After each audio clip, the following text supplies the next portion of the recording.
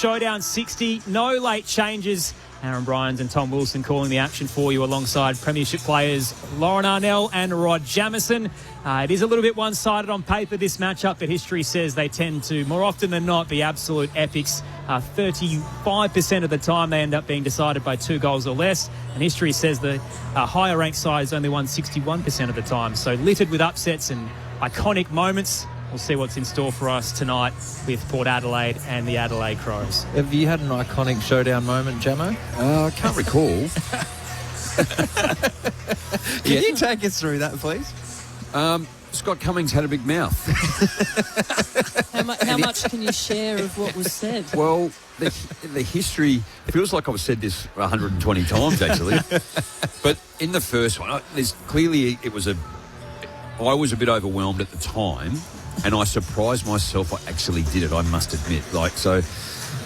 I boxed for 8 years. It was just good fitness, and I never was one to initiate things. But there was Jason McCartney was at Collingwood, and Cummings came from Essendon. So there was a history previously to them, but both coming to each club. And I was standing next to Cummings, and he did have a big mouth. He was giving it to Carts a lot, and I think Carts was standing Brendan Lade, and they sort of started to walk to each other, and Carts was coming back and Lade was there, and then they got close and they sort of pushed each other, and then Cummings just launched and just grabbed him by the throat, and when he did that, that's when I tipped and just said, "You've been here 2 minutes, you're going to have some of this." And then it started, and it sort of went for a little bit. And then he threw a punch at me, and it missed, and so I started again, and then that's the footage you see. So you got done by the edit. I got done by the edit. I did. So I blame you for that again too. Just excuse me while I jump on Google. Yeah. So you've told the story a few times on air, Jamo, but I feel like every time you paint yourself in a better light. I just love the commentary, and I'm pretty sure Dennis Cometti, typical Dennis Cometti. Jamieson doing a lot of work outside, Cummings doing a lot of work inside his jumper. But it started in the back pocket, and the footy went from our defence to our forward, and I think it was Don Scott was the other, and he's just going, the commentary's going, he's going, oh, all the way down. And then the goal umpire, I got reported by the boundary umpire, and he wasn't even nearby. The goal umpire didn't even see it. I feel like the story's evolving. Yeah. Tell it. We're moments away from the game getting underway, so we'll leave you in your spotlight, Jamo. No late changes, as I touched on. Rod Jamieson, Lauren Arnell here for the call. And yes, in the 59 editions previously before tonight, it has been absolutely heated. These two sides do not like each other, regardless of the ladder position. They would love nothing more than to beat the crosstown rival. The text line tonight, 0437 774 774. In terms of the lineups, Port Adelaide with 5 changes, 2 of them forced. Noah Sava-Radagalier with the ruptured patella. Harrison Ram omitted as well. So Brandon Zerk-Thatcher with the tough task with Alir and Lockie Jones to lock down Walker, Thilthorpe and Fogarty. Meanwhile, the Crows get Isaac Cumming and Josh Worrell back to an already star-studded lineup, but Wayne Miller out through an injured hamstring. Who's winning and why tonight, crew? I think, as we've mentioned, the Crows at the top end of the ladder and absolutely in form. I think Port Adelaide will put up a really strong fight, but the class that the Crows have shown over the last month on field, I think will come down too heavy on Port Adelaide tonight. I think it'll be at least a 5-goal win to the Crows. I think the matchup I'm really looking forward to is Lockie McAndrew and Jordan Sweet. Jordan Sweet has had a huge year. Again, last week he had 20 disposals, 34 hit-outs against almost the number 1 ruck in the competition. Against Darcy Cameron, whereas Lockie McAndrew went up against Max Gawn and absolutely belted him too. So that will be a serious matchup. The fifth member of our commentary team tonight is Braden Ingram downstairs. He was watching on at the coin toss. Braden, what'd you see down there? Yeah, it's the Crows skipper who's had the first win of the night, Aaron. He has won the toss and kicking to the southern end, so the hill end, the left of your radio dial. A beautiful day it was in Adelaide and South Australia. It's now a chilly night, 12 degrees. We're not expecting any rain though, and only a light easterly. In terms of the benches, a couple of J's on the power bench. Jackson Mead, Joe Berry, Jace Burgoyne, Jacob Ware and Mitch Zatto. While for the Crows, Ben Keys, Sam Berry, Hugo Hawker-Hahn, Taylor Walker and Luke Nankervis, who suffered a broken nose at training in the Matt Sim on Wednesday. He's out here, ready to go. No late changes. Let's get this thing started. He missed our mail off the top as well. Zach Butters has told some teammates he's headed out the door, but he's on ball to start tonight. It's Showdown 60, Port Adelaide and Adelaide on ABC Sport. You're with Tom Wilson. Zach Butters on Jordan Dawson. We're in for a sight. Sweet knocks it down to Horn Francis, who gets the first clearance for the power in the prison bar jumper. Up to centre half forward. Mark Keane and Josh Worrell coming back into the side. Gets the handball away to Michael Annie. The tackle from Richards will have a ball up 40 out from goal. Willem Drew on a wing as well, matching up with Braden Cook. So McAndrew knocks it down, rowed by Butters to Horn Francis, who goes on the left towards the pocket. Visentini was held for a moment there by Keane, not seen by the umpire. So we'll have a throw in left forward pocket for the power. Important one for Port Adelaide tonight. Dante Visentini not starting on the bench as a second ruck. He's starting as a tall forward, which they need to do to stretch these Adelaide tall defenders. Good to see Mark Keane back. Tall, an understatement for Dante. He's 202. Absolute monster as it's tossed in. You could run through his legs. McAndrew with the fist, but only found Richards. Off balance, tight angle, looks for the curler from 20. It'll pitch up, top of the goal square, and knocked through by Isaac Cumming. Port Adelaide with the lead early. Solitary point to get us underway in the first minute. Good start, Port Adelaide. Full on attack, out of the middle, good pressure, tackling inside their forward 50. Worrell goes short to Laird, who plays on quickly from the right back pocket out towards Fogarty, who was held by Zirk Thatcher. So he'll win the free kick. Defensive side of centre wing. Plays on quickly. Looking for Saligo. Sweet got in front of him. Jones goes in hard. Ball in dispute. Neil Bullen on the hands and knees. Working hard there is Burn Jones. Neil Bullen goes again. Two double-barreled names. But only finds Alir. A left half-back. Handballs to Horn Francis. So many double-barreled names. Goes into the middle of the ground and finds Georgiades. It's a night for the hyphens. Georgiades with a short pass to Whitlock, who presents at the attacking edge, right half forward. Has a runner. Here's Zach Butters. Pulls the kick up towards Bammett. Just outside the 50. Good vision as he turns and squares it up to Ollie Wines. 45 out, straight in front.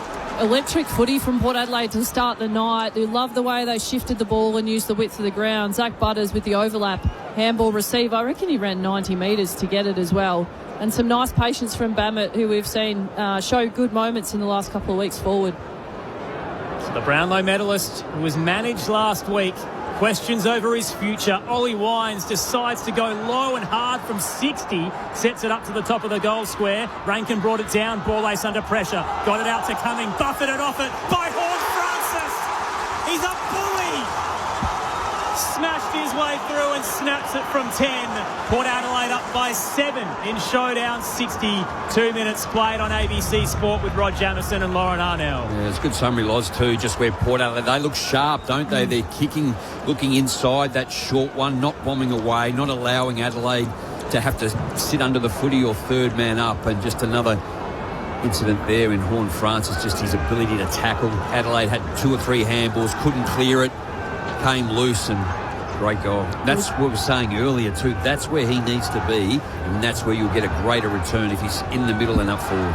Horn Francis had 4 disposals in less than 3 minutes, 110 metres gained. You couldn't start a Showdown any better. Yeah. He's built for it. 20th goal of the season. The former number 1 pick. He's up against Jordan Dawson. Starting to see his moustache now. It's coming through, Jamo. Back in the middle of the ground, McAndrew knocks it down, winds up against Peatling. The 2 stoppers, fires a handball out towards Butters, rather. It's smothered, goes up high, Sweet knocks it out forward towards Lukosius, rolls around on that right boot, long towards Visentini, but too good there was Borlase, who's having quite the year. He's got the match up on Mitch Georgiades. Just his second Showdown tonight. Short pass to Jordan Dawson, the dual Showdown medalist. Kick up to left half back, pinpoint. Outnumbered was Saligo, and he marks in the air. Kicks over the top to Philthorpe. The Crows have a bit of overlap here. Philthorpe will wheel in. Sends it towards the 50. Fogarty's got some time to run. Zirk Thatcher strong with the fist. Fogarty buffets Burn Jones away on the bounce. Zirk Thatcher's there again. The handball is poor. Just gives it away to Philthorpe, who releases Cook. The dangerous spot left half forward, other side from his match-winning goal. But he's spewed it off the side of the boot. Rolls out towards Port Adelaide's favour, and Willem Drew just can't break 3 in front of the benches. As Josh Wall wraps him up and forces a boundary throw in. It's Port by 7. That's the ability of Adelaide's Onewood, isn't it, too? They go from one into the ground really quick. Dawson getting the left foot kick out wide to Saligo, and then away they went. So from the boundary throw in, fisted towards the boundary, and Cook's happy to take it over. Right in front of the power bench. 5 minutes gone in this hot start to Showdown 60. Port Adelaide with the only goal. I think it's cold here, Jamo. We just got a text from Duffy, Karen and Caleb in Tassie. -4 degrees at the Great Lakes. Oh, definitely not. It was 4 degrees when I walked there one night last year. Dawson with the clearance, goes to Cumming, who's back into the team, flicks it back. Michaelani tried to shrug the tackle, got a handball away just in time to Cumming. Ball in dispute in the middle of the ground. Working hard again is Michaelani. Back to Dawson, who dropped it. That's rare from him. Rarely fumbles the footy. Ball in dispute out towards the wing. Drew pushes McAndrew off it. The turnover. Burgoyne to Wines. Has some space in front of the benches. Across the body, up to right half forward. Coming across is keen to bring it down. Has some support with ball ace. Adelaide escape.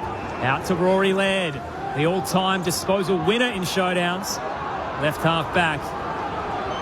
Has an option presenting. Sends up towards McAndrew, just behind centre wing. The ruckman on the 45 instep. Uses Braden Cook, and Adelaide slowing things down. Yet to score, down 7, up to the attacking edge. Kick is picked off. Logan Evans and Josh Lowe are ready for it. Take your pick. Mid-season product from 2 years ago gets it. Red leg Logan Evans heads back towards Aaliyah. Marks in the defensive 50 all alone. 8 intercept marks back in round 8. Will send it up to the eastern side. Front position. Committing the body was Lukosius, and follows up with a tackle on the drop as well as he wraps up Ben Keys. Reports during the week that when you rupture a Baker's cyst, it actually is good for you, Jamo, and sounds like he's going to be even more free to play through the wing tonight. I guess at the time he wasn't sure quite what popped and in his mind, but no, great relief.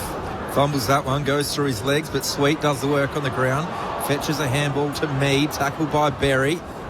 Last showdown medal winner. It causes a turnover rather. Laird to Worrell, up long towards Rankin. Beat them all, so Fogarty just taps it forward out towards Walker. And it went along the paint of the boundary line. We'll have a throw in right in front of the scoreboard. Port Adelaide, the only team to score. They're 1-1-7. 7 minutes gone in his first term. Wouldn't be able to tell. They're down in the bottom 4 right now, the Power. Hill is packed. Seats are full. Sold out crowd. They'd love to get one on the Crows, even if their season is dead in the water. Tossed in, McAndrew taps it down towards the scoreboard, rolls back over, and we'll try again.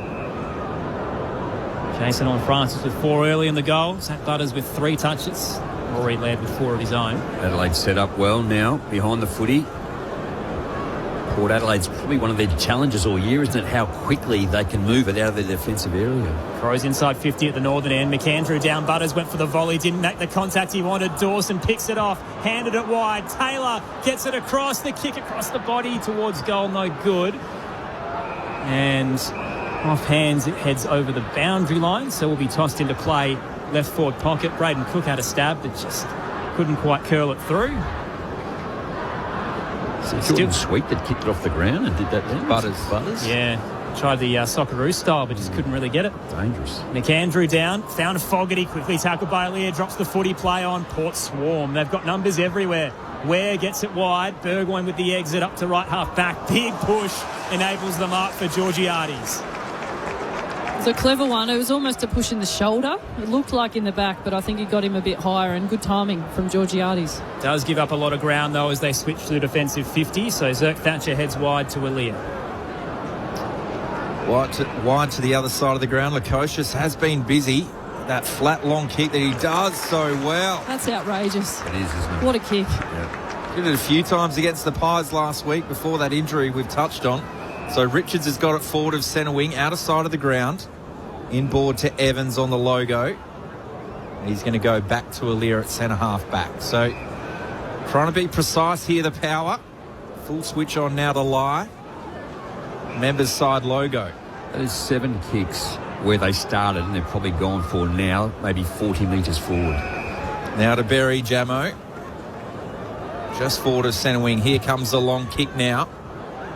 Up towards Georgiades. So the patience paid off. He marks 45 out on a 45-degree angle at right half forward. A couple of good involvements for Georgiades here. He had to win the ball up a little bit higher. He got beaten in his first contest by ball layers, but to win the ball high in the back half and then get back and beat him in the air You can see the strategy, Jamo, well, I'm sure we'll talk about it after this set shot, but for Port Adelaide just to shift the ball patiently and be brave with their ball movement as opposed to just going long down the line. They're avoiding that at all costs. Power fans will be covering their eyes as Mitch Georgiades comes in. Is he on tonight, Big Mitch? Their leading goal kicker, and it starts right. We saw that a few times last week against the Pies. Minus score 1-2-8. 10 minutes gone. The Crows are yet to score. Braden Ingram on the boundary. Star Crow Isaac Rankin's just come to the bench for what looks to be a regular interchange, but he just looked a little bit of discomfort. The doctor just feeling around the bottom end of his back, so just wanted to keep an eye on. 31 goals, 35 for Mitch Georgiades this year, and it feels like the easy ones are the ones he struggles with. Adelaide's exiting kick, a couple of bodies down the corridor in the centre square, and it comes down and tackles laid by Butters to hold up Neil Bullen. I was listening to our ABC call earlier today with West Coast. I think Jake Waterman, too, is also struggling to sleep at night. Sweet straight down to Butters. He just jammed it forward a hit and hope. Awkward bounce wide and rolls just outside the 25-metre line. So left forward pocket for Port Adelaide. Riverbank stand in at the moment. Braden Ingram downstairs. Yeah, Jack Lukosius, who we know had that calf issue you've been mentioning it regularly, is now on the bike. Just had a quick chat to the doctors, so that's an interesting one. Keeping a close look at that one to see if he has to come back on. Sweet down on the boundary throw in. Hit Richards. Laser pass central to Whitlock. Another set shot to come for Port Adelaide. I think the patience by foot from Port Adelaide's been really impressive. We know the Crows love to go long down the line and play fast off that. Their ability to control the ball so far in this game has been very, very good. Jack Whitlock, just his second showdown tonight. Long approach as he crosses the paint of 50. The crowd rise for it as well, and he misses to the left. Port's inaccuracy, plaguing them all year. It's lively early, 1-3-9. Adelaide yet to score. 11 played on ABC Sport. They had 55 inside 50s last week and got rolled, and already we're seeing that sort of sneaking in. Both of those misses are almost out on the full.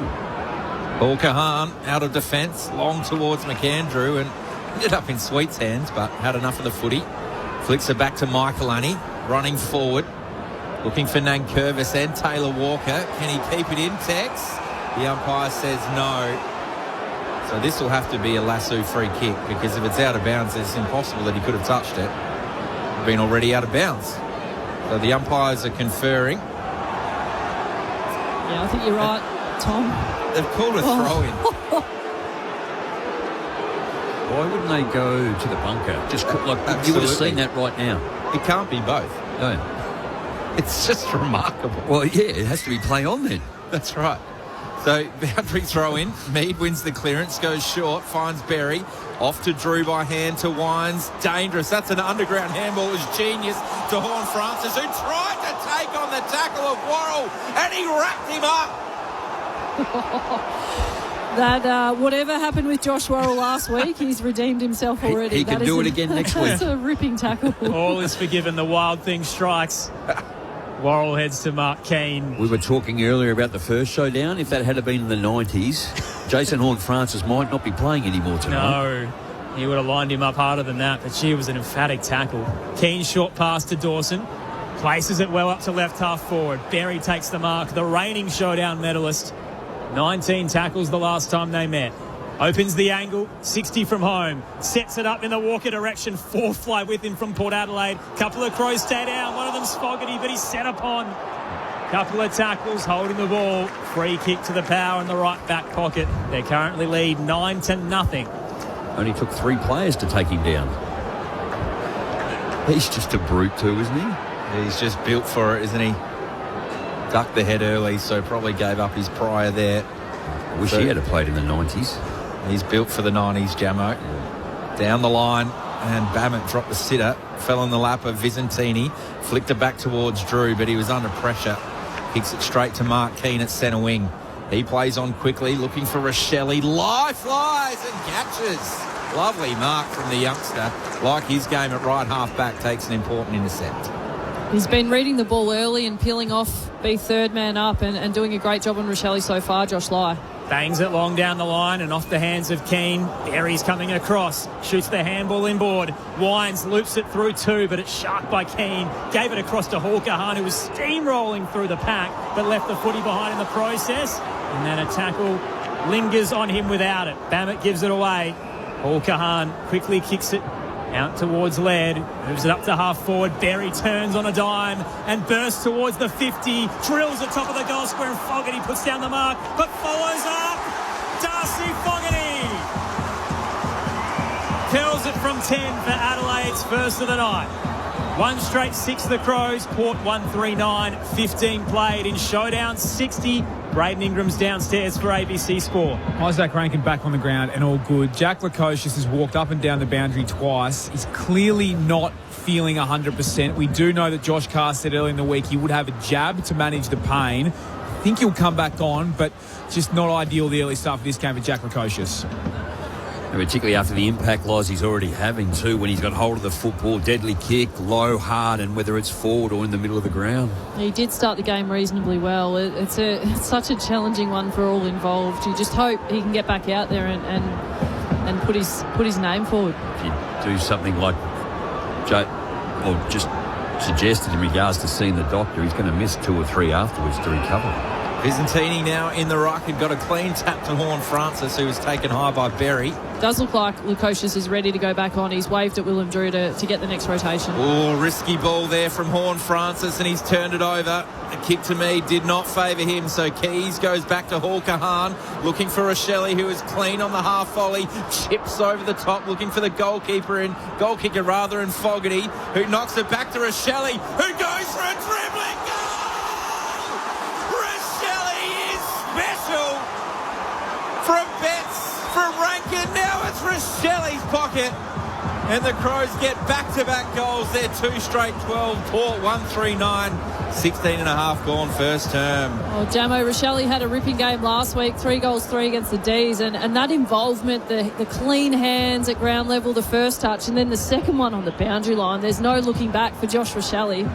That is a special showdown moment. That is outstanding. His kick was just a bit short for Darcy Fogarty, but on the boundary, he's really given it a fair old whack. And then the last one has probably bounced higher than Darcy Byrne-Jones would have had he even got there too. But as he's done previous times in these games, he's gone straight over to the fence and got pretty close. And I think he got a fair bit of feedback from a Port Adelaide guy hanging over the highs.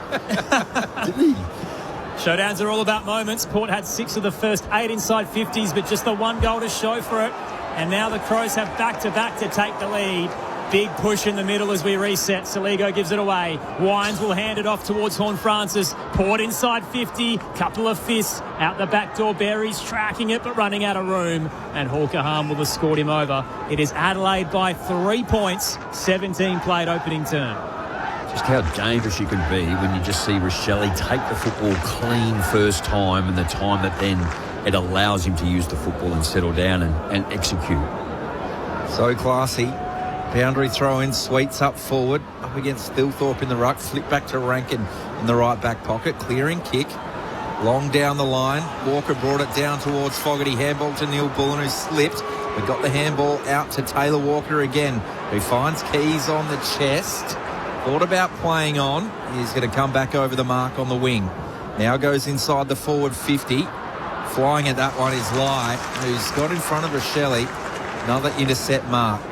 Short to Butters. The bright yellow boots on.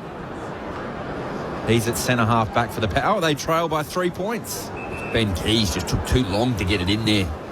He had the space. Hospital kick from Butters as he put Lukosius under the pump. Cumming came from behind. Got the fist in and the inside 50 entry. But getting in front once again is Josh Lai on Rochelle. 11th game tonight for the supplementary selection. 3 intercept marks already in the back half from Josh Lai. Heads up towards the benches. Fists come on Thilthorpe. Front position. Putting his head over the footy is Nankervis with the broken nose and all. Gets it to Peatling. Then Worrell inside 50. Saligo 2 to beat. Got his hands to it but couldn't quite reel it in. It's fisted over the boundary line. 15 out. Left forward pocket for the Crows. I think really disappointing. The last 3 kicks that have gone forward for Adelaide had to get over the back for a Port Adelaide defender. It makes it exceptionally hard to do that. They have to come lower and they've got to come forward. Boundary throw in. Thilthorpe, the man in front, knocks it towards Rankin. We'll watch that go out over the boundary line. So after early inside 50 dominance for the Power, they were 6-2 up at one stage. Adelaide leading that 9-7. Have a 3-point lead. With the 2 straight kicks. Another boundary throw in. Phil Thorpe knocks it down, rode by Butters. Goes a banana kick out of defence and into space. There'll be a foot race on with Berry and Hall Kahan. Berry's on his left boot, goes short and finds Georgiades. About 80 from goal. Needs to get the troops to arrive. Goes short to Mead. Marks in front of Laird. Back to Lockie Jones in the centre square. Tried to do this with precision, haven't they, Port? Butters now kicks inside the forward 50 to Babbitt, who marks 35 out directly in front. Another really patient build-up from Port Adelaide. Because the footy had come from the D50 stoppage, Adelaide had a spare behind the ball. So Berry's ability to find Georgiades on the lead and just slow down and wait for everyone to catch up, as you called it so well, Tom. It's good footy. I think Adelaide have controlled most of the quarter, but Port Adelaide are taking their opportunities, just not in this phase of the game with the set shots. Big moment for young Babbitt in just his 3rd game. He's got a big left foot, just leans on it and pulls it away to the right-hand side. Another minor score for the Power. 1-4-10. That was the easiest of the chances. Another one goes begging. 21 gone. They trail by 2 points. I've seen this movie before. Yep. Be pulling your hair out as a Power supporter. At a defensive 50, Hall Kahan takes the kick in, plays on, sends it towards the square, ricochets off a couple of bodies, and Neil Bullen's clean. Got it to Peatling, and he brushes off Butters. Just can't find a teammate with the handball. Logan Evans didn't get down low enough, though. Walker can gather and slap it towards Dawson. It's coming back for a hold. Jordan Dawson to receive it. Mitch Sado, the offender. Dawson inside 50, places it to a 3-on-3. Alia's in front, but tapped it straight down to Neil Bullen. The Nibbler gobbles it up. Adelaide's had the last 3 goals, and they're up by 8 in showdown 60. 3 straight 18, plays 1-4-10. Time on in the opening term with Lauren Arnell and Rod Jamison. Efficient football, Loz, just keeps you in it too, doesn't it? And when you do go forward and you look dangerous, it's been too easy for Adelaide to score the goals they have in such a short space of time. Yeah, the Crows look electric, don't they? And I think that we've seen 2 goals from Adelaide after free kicks have been called around the middle of the ground. And Port Adelaide have just been far too slow to transition. And credit to Crows, they're just playing on instinct. They're putting them under the pump. They're making the defenders defend. And with the volume of inside 50s now, there's only so many you can defend. Crows 10, Port 8, and Port just not taking their chances in front of goal. They're getting their first hand on it. They're 12-3 clearances in favour of Port. Sweet with the knockdown. Butters v Peatling. Horn Francis from the back, sockers it forward. Up to left half forward. Keane read it better than Whitlock. Fires the handball back to Laird at right half back. He kicks a high ball out of side wing. Flying at that was Ware. Couldn't complete the mark. Roving is Butters. Got away in time. Fell back to Cook. His kick was partially smothered by Burne-Jones, who goes for a second effort. Underground ball to Richards, who's streaming towards the forward line. Goes for the long kick now to Georgiades on an absolute platter. He marks 30 metres out left forward pocket. He surely kicks this one, hey guys. From a pocket, it's not set shot in front like the rest feel like they have been. He's going to snap this one, Loz, I think, too. Oh, he'll be right. He has to be. It is the best spot for a snap for a right footer. And it doesn't matter where he runs to, because he's allowed to play on with time still going. Snaps around the body, Mitch Georgiades. And the noise of affirmation. Mitch Georgiades completes the goal. Big relief for the Power. They get their second of the night. 2-4-16 Adelaide, 3 straight 18, 24 gone. First term for ABC Sport. Jamo, as good as the Crows have looked when they've got on the outside, I think Port have done so much right in this quarter. The build-up that they've had from their back half and the patience they've had inside 50, and that entry kick from Joe Richards deserves its own highlight reel. I love that kick to advantage for Georgiades, and you just wonder the 4 points that they've scored. If even 2 of those had gone through, you're putting the Crows under enormous pressure going into quarter time. But they've done a lot right so far. They've defended well. They're 10 tackles to 7 in favour of Port. They've looked a bit scrappy in the back half, and you're right, they have been patient. But if they can deliver like that into their forward 50, and Georgiades doesn't have to break stride or contest, it's going to be so much easier for him to kick goals. Crows by 2, and here come the power again. Sweet down to Horn Francis. Drew inside 50. Couple of flyers, hits the deck. Whitlock manages to extract it as he paddles it out to Mitch Georgiades. Bang, bang. Port get 2 in a row. And they hit the front once again. 3-4-22. Adelaide 3 straight 18. 3 minutes to go in the opening term of Showdown 60 with your premiership players on ABC Sport, Lauren Arnell and Rod Jamison. Jamo, we always knew it would be a hot contest, but there's been some big moments, particularly from Horn Francis inside. But even Jack Whitlock, he's built like a giraffe, got his hands dirty at ground level inside 50, which helped set up that goal. And Horn Francis, 8 disposals, 4 contested, 4 uncontested, and almost 200 metres gained already in this first quarter. He's leading from the front. Just trying to see here what happened. You had Keane and Worrell go to ground. Bourlays is on the bench. They've actually allowed Georgiades to come around to the front, and the handball's gone out to him. Too easy. Back in the middle of the ground, Butters with a high ball. Out towards Joey Richards, who's having some quarter.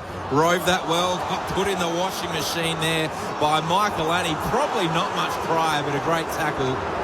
And he'll win the ball. Coming off the back of Mitch Georgiades' 200th goal in the big time. So Michael Annie goes short to Rankin. Defensive side of centre wing. Pumps it long up to left half forward towards the 2 rucks. Thilthorpe roved, centering ball to Taylor. He's got time, flicks it off to Dawson. He loves a goal in a showdown. Not this time. So their first miss of the night. Snapshot on the left boot from the skipper. They go to 3-1-19. Port 3-4-22. 26 and a half gone. So Mitch Georgiades, the 10th power player in history to reach 200 goals. And continues his goal-scoring streak, 37 straight games. It's impressive. What a kick from Lockie Jones here. He has pounded it up towards the logo. Couple of fists in, front and square, quick tackle laid as Drew holds up Sam Berry. Well, that's another story, isn't it, too? What might unfold at the end of the year, too. Zach Butters and Georgiades just has to stay. What about the tap there? McAndrew, Hollywood style, overhead to a surging player as Rankin kicks it towards the 50. And Darcy Fogarty gets a crack on the quick snap on the bounce from 45, misses wide right. And it is Port Adelaide by 2 in the closing stages of the first quarter of Showdown 60. So Logan Evans with the footy. Plays on from fullback. Pumps it up towards the logo. Whitlock and Sweet, they spoiled each other. Left it for McAndrew. Handball to Rankin, wrapped up in a strong tackle from Butters. Holding the ball there, hot on it tonight. I don't mind them paying holding the balls for good tackles. I don't mind it either, but that seemed to be really quick on that occasion. It was quick earlier on Joe Richards too. So short to look at this. Jack Lukosius on the logo inside the forward 50. Looks like we've got an injury in the back play. We'll get to Braden Ingram shortly. The Crows are trying to work this out of defence by hand. Turned it over an important time, but a fumble there from Georgiades out towards Rochelle, centre wing. There's space for his teammate Saligo to work with. Handballs to Keys. They've got run and they've got numbers. Keys hits Thilthorpe on the chest in the pocket.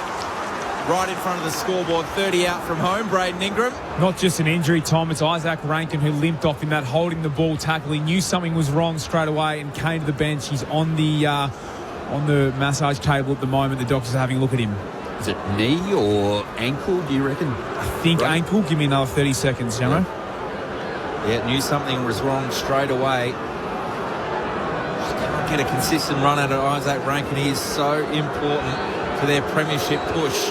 Riley Thilthorpe, this will take a good kick, 40 metres out, tough angle in the pocket. Oh boy, that's another one in front of the scoreboard.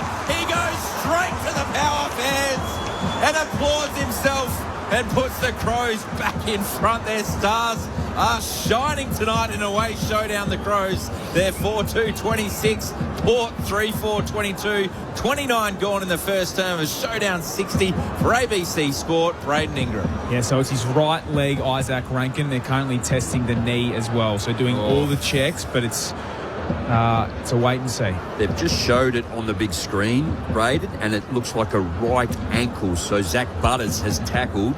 His knee has landed on, and his right ankle is the issue. Bent the wrong way, didn't it? Yep. And the doctor's looking at the knee too. A bit of force went from Butters on the outside of Rankin's leg, putting force through the middle. And hopefully he's okay. Crows by 4, 3 lead changes. McAndrew straight down to Berry. He's tackled immediately by Butters. Got the ball out and Berry's crunched for his troubles. There's so much feeling in this one. Sound like a broken record, but showdowns, gee, they deliver. 2 big tackles, both sides.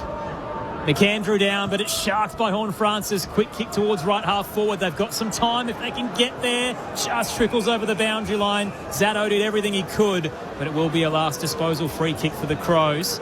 30 seconds to work with. They lead by 4 at the moment. Laird brings it in, placing it up towards centre wing. Front position, Dan Curtin. Comes in from the side, takes the mark against Lockie Jones. Up towards the 50. On the march is Rochelle, but Aaliyah came back, got in his way and rode the contact to cut it off. And that might just do us for the first chapter of Showdown 60. Aaliyah will pump it back towards the logo. Good flying space. Georgiades takes the mark, turns up towards the 50, right on the paint. They get a mark here, there'll be a chance. And it is Max Michaelani who will cut it off. And it is Adelaide by 4 points at the first change. What a contest so far. But the big news is Isaac Rankin. What's happening downstairs, Braden? Yeah, so it's definitely the knee that they're looking at more so than the ankle. It looks like they're going to try and at least strap him up here, Rankin. So they'll do that during the quarter time break and then see if he can actually put weight through it and do some run-throughs and go from there. I'll keep an eye on it. Plenty happening here at the Adelaide Oval. Good day of footy as well. Carlton defeating West Coast by 53 and Collingwood over Richmond at the MCG by 34. Goal scorers at the first change, all individual for Adelaide. So Phil Thorpe, Rochelle, Neil Bullen and Fogarty. And for Port Adelaide, Mitch Georgiades with the double, brings up his 200th. And Jason Horne-Francis had the opener in the first couple of minutes. Crows 4-2-26, Port Adelaide 3-4-22. Run through some of your texts up next. 0437 774 774 on ABC Local Radio, News Radio and Sport Digital. This is Saturday Footy on ABC Sport. Do you know the next Australian of the Year? Are they raising funds for those in need? Or building a brighter future? Conducting research? Or inspiring future astronauts? See them, hear them, nominate them at australianoftheyear.org.au. This is the 2026 AFL Premiership season with ABC Sport. Sets it up to the top of the goal square. Rankin brought it down. Ball ace under pressure. Got it out to Cumming. Buffeted off it by Horne-Francis. He's a bully. Smashed his way through and snaps it from 10. Port Adelaide up by 7. Chips over the top, looking for the goal kicker rather than Fogarty, who knocks it back to Rochelle, who goes for a dribbling goal! Rochelle is special! Dawson inside 50. Places it to a 3-on-3. Elias in front, but taps it straight down to Neil Bullen. The Nibbler gobbles it up. Adelaide's had the last 3 goals. Down to Horne-Francis, Drew inside 50. Couple of flyers, hits the deck. Whitlock manages to extract it as he paddles it out to Mitch Georgiades. Bang, bang. Port get 2 in a row. Riley Philthorpe, this will take a good kick. 40 metres out, tough angle in the pocket. Oh, boy, that's another one in front of the scoreboard. He goes straight to the power fans and applauds himself and puts the Crows back in front. The AFL on ABC Sport. On radio. ABC Sport Digital Radio. And ABC Listen. It's a legacy littered with upset showdowns. In the 49 previous editions, the lower-ranked side has won 23 times. Port Adelaide wants to continue that trend, but Adelaide right in the midst of it as well with a late surge, up by 4 at the first change. So 4-2-26 the Crows, and the Power up for the fight, 3-4-22 alongside him. Aaron Bryans and Tom Wilson calling the action alongside Lauren Arnell and Rod Jamieson. We'll get their thoughts in just a moment, but some really special news as part of Fox Footy's coverage tonight. So we know Tony Modra has gone through numerous surgeries after his crash down south and is on the mend right now in his recovery. Mark Rasciuto was able to share a message from Mods to the fans as he gets through what is a difficult time. G'day everybody. I'm really looking forward to watching tonight's showdown. I've heard I've had a lot of support, not by just Crows fans, but Port fans as well. So I'd just like to thank everybody. Hope everyone has a great night tonight. looking forward to the friendly banter and the two teams putting on a great show for South Australia. Enjoy the game and make sure you drive home safe. So heartwarming to hear from a man who was idolised in this state and across the country in the footballing community, Jamo. I think the whole city and state came together for what was a scary incident, and it's great to hear him up and about. It's actually really hard to hear. That really is. So he's. We were very lucky at the time. So I reached out to Erica, his wife, but Roo was that one constant, and we've got a past players WhatsApp chat, and so sort of 24 hours before it was becoming public, we knew his status at the time, and the concern was one around his left eye, I think it was, his cheekbone and his jaw, and that was the first operation he had. So I can only imagine, just listening to him then tried to talk, that he's had multiple operations, I think, since last Friday. So once we sort of got through that first 24 hours, we knew he was going to be safe. That was sort of the main thing, and then the rest was sort of going to unfold with what they need to do to get it right. And in the chat, I was going to go visit him on Sunday, and Erica just said, no, just stay away. He remembered everything about the incident itself, so it's just really hard for him. So we've just let the family go, and Roo's been tremendous with that contact and sharing it with everyone, certainly with the Adelaide family anyway, so we know that he's in good hands and he's in the right spot, but he's got a bit of a road ahead. Overwhelming amount of support. It's been nice to see the community wrap its arms around him, and we at ABC Sports certainly wish Tony Modra, his family and his friends all the best over the next few months in his recovery. There's a bit of injury concern here in Showdown 60 as we get ready for the second quarter. Isaac Rankin came off with an ankle concern. What's the latest, Braden? Yeah, it's an intriguing one. So strapped up the knee. The quarter-time huddle, he didn't join the huddle. He did run-throughs. Clearly wasn't quite right, though. He's gone back to the bench. He's now getting the ankle strapped as well, like you mentioned, Jamo, that appeared to be ankle. He's had a long chat with the coaching director, Murray Davis. Nathan Van Berlo's been there as well, so I imagine they're going to strap this up, give him another try and see if he's able to go back out there. But it is a really interesting one, losing early. Rankin, if they lose him early, how much of an impact that could have on the contest. I think you weigh this one up as a coach. Like, if the player's not sure, certainly at this point of the year for the Crows, finals coming, and the wins that they've banked in the last couple of months, you wouldn't risk him as much as it's a showdown. I don't think it's worth the risk if he's not feeling right in himself. Adelaide by 4, second quarter underway on ABC Sport. McAndrew down to Saligo, and the fend off on Horn Francis. Kicks off balance around the body up towards the 50, and backtracking again is Josh Lai. 5 marks already. What a night. How good. And that is Adelaide's first centre clearance for the night. So Lai will send it up towards the broadcast wing. 4 and 4 awaits there. McAndrew well held, and in the pack, Whitlock nearly plucked it. Just hits the deck. Couple of tackles laid and held up. Quickly, Jamo Loz, what was the story of the first quarter? I think Port Adelaide did a great job of controlling the ball, but Adelaide electric on turnover and off free kicks, so scored fast. Port's method is strong, control the footy as much as possible, but the Crows just look lightning when they win it. And reinforced by 7 centre clearances, 9 stoppage clearances around the ground, so 16-4 in that first quarter, all Port Adelaide around the source. Certainly where you can get the Crows. They would have talked about that during the week in their planning meeting. Some shots of Rankin putting his socks back on. So Lockie Jones wins a lasso free kick at left half back, goes long down the line. Whitlock launched and marked. Coming up at the footy very strongly already tonight, a positive sign for a young player. What about taking the wrist inboard? Plays it safe up towards left half forward. Visentini knocked away there by Michael, and he rode by Butters. Wines to Durden. He just ran into a brick wall that is named Sam Berry. We'll have a ball up 40 from home, left half forward for the Power. 19 tackles in round 8. He's got 3 so far tonight. Tap down, Zach Butters. Gee, burst through. Just didn't get enough contact. The belly of the ball as it fell towards the goal line. Mitch Georgiades outmarked by James Borlase. So much class, and Isaac Cumming was supposed to go with him, and he just gave him a nudge and got the space he needed. Adelaide by 4 points. Second quarter, Showdown 60. Long kick from Borlase, and Curvis got in front, couldn't pluck it. Knocked down. Peatling gets it to Dawson, then Neil Bullen. Up towards the logo. One-on-one there. Phil Thorpe out-muscles Aaliyah. Has to turn and has a 1v1 in the 50. Tries to place it to the advantage of Rochelle, who lost his feet, just slipping in the late night dew. It's a bit cold out on the Adelaide Oval, but hasn't rained today.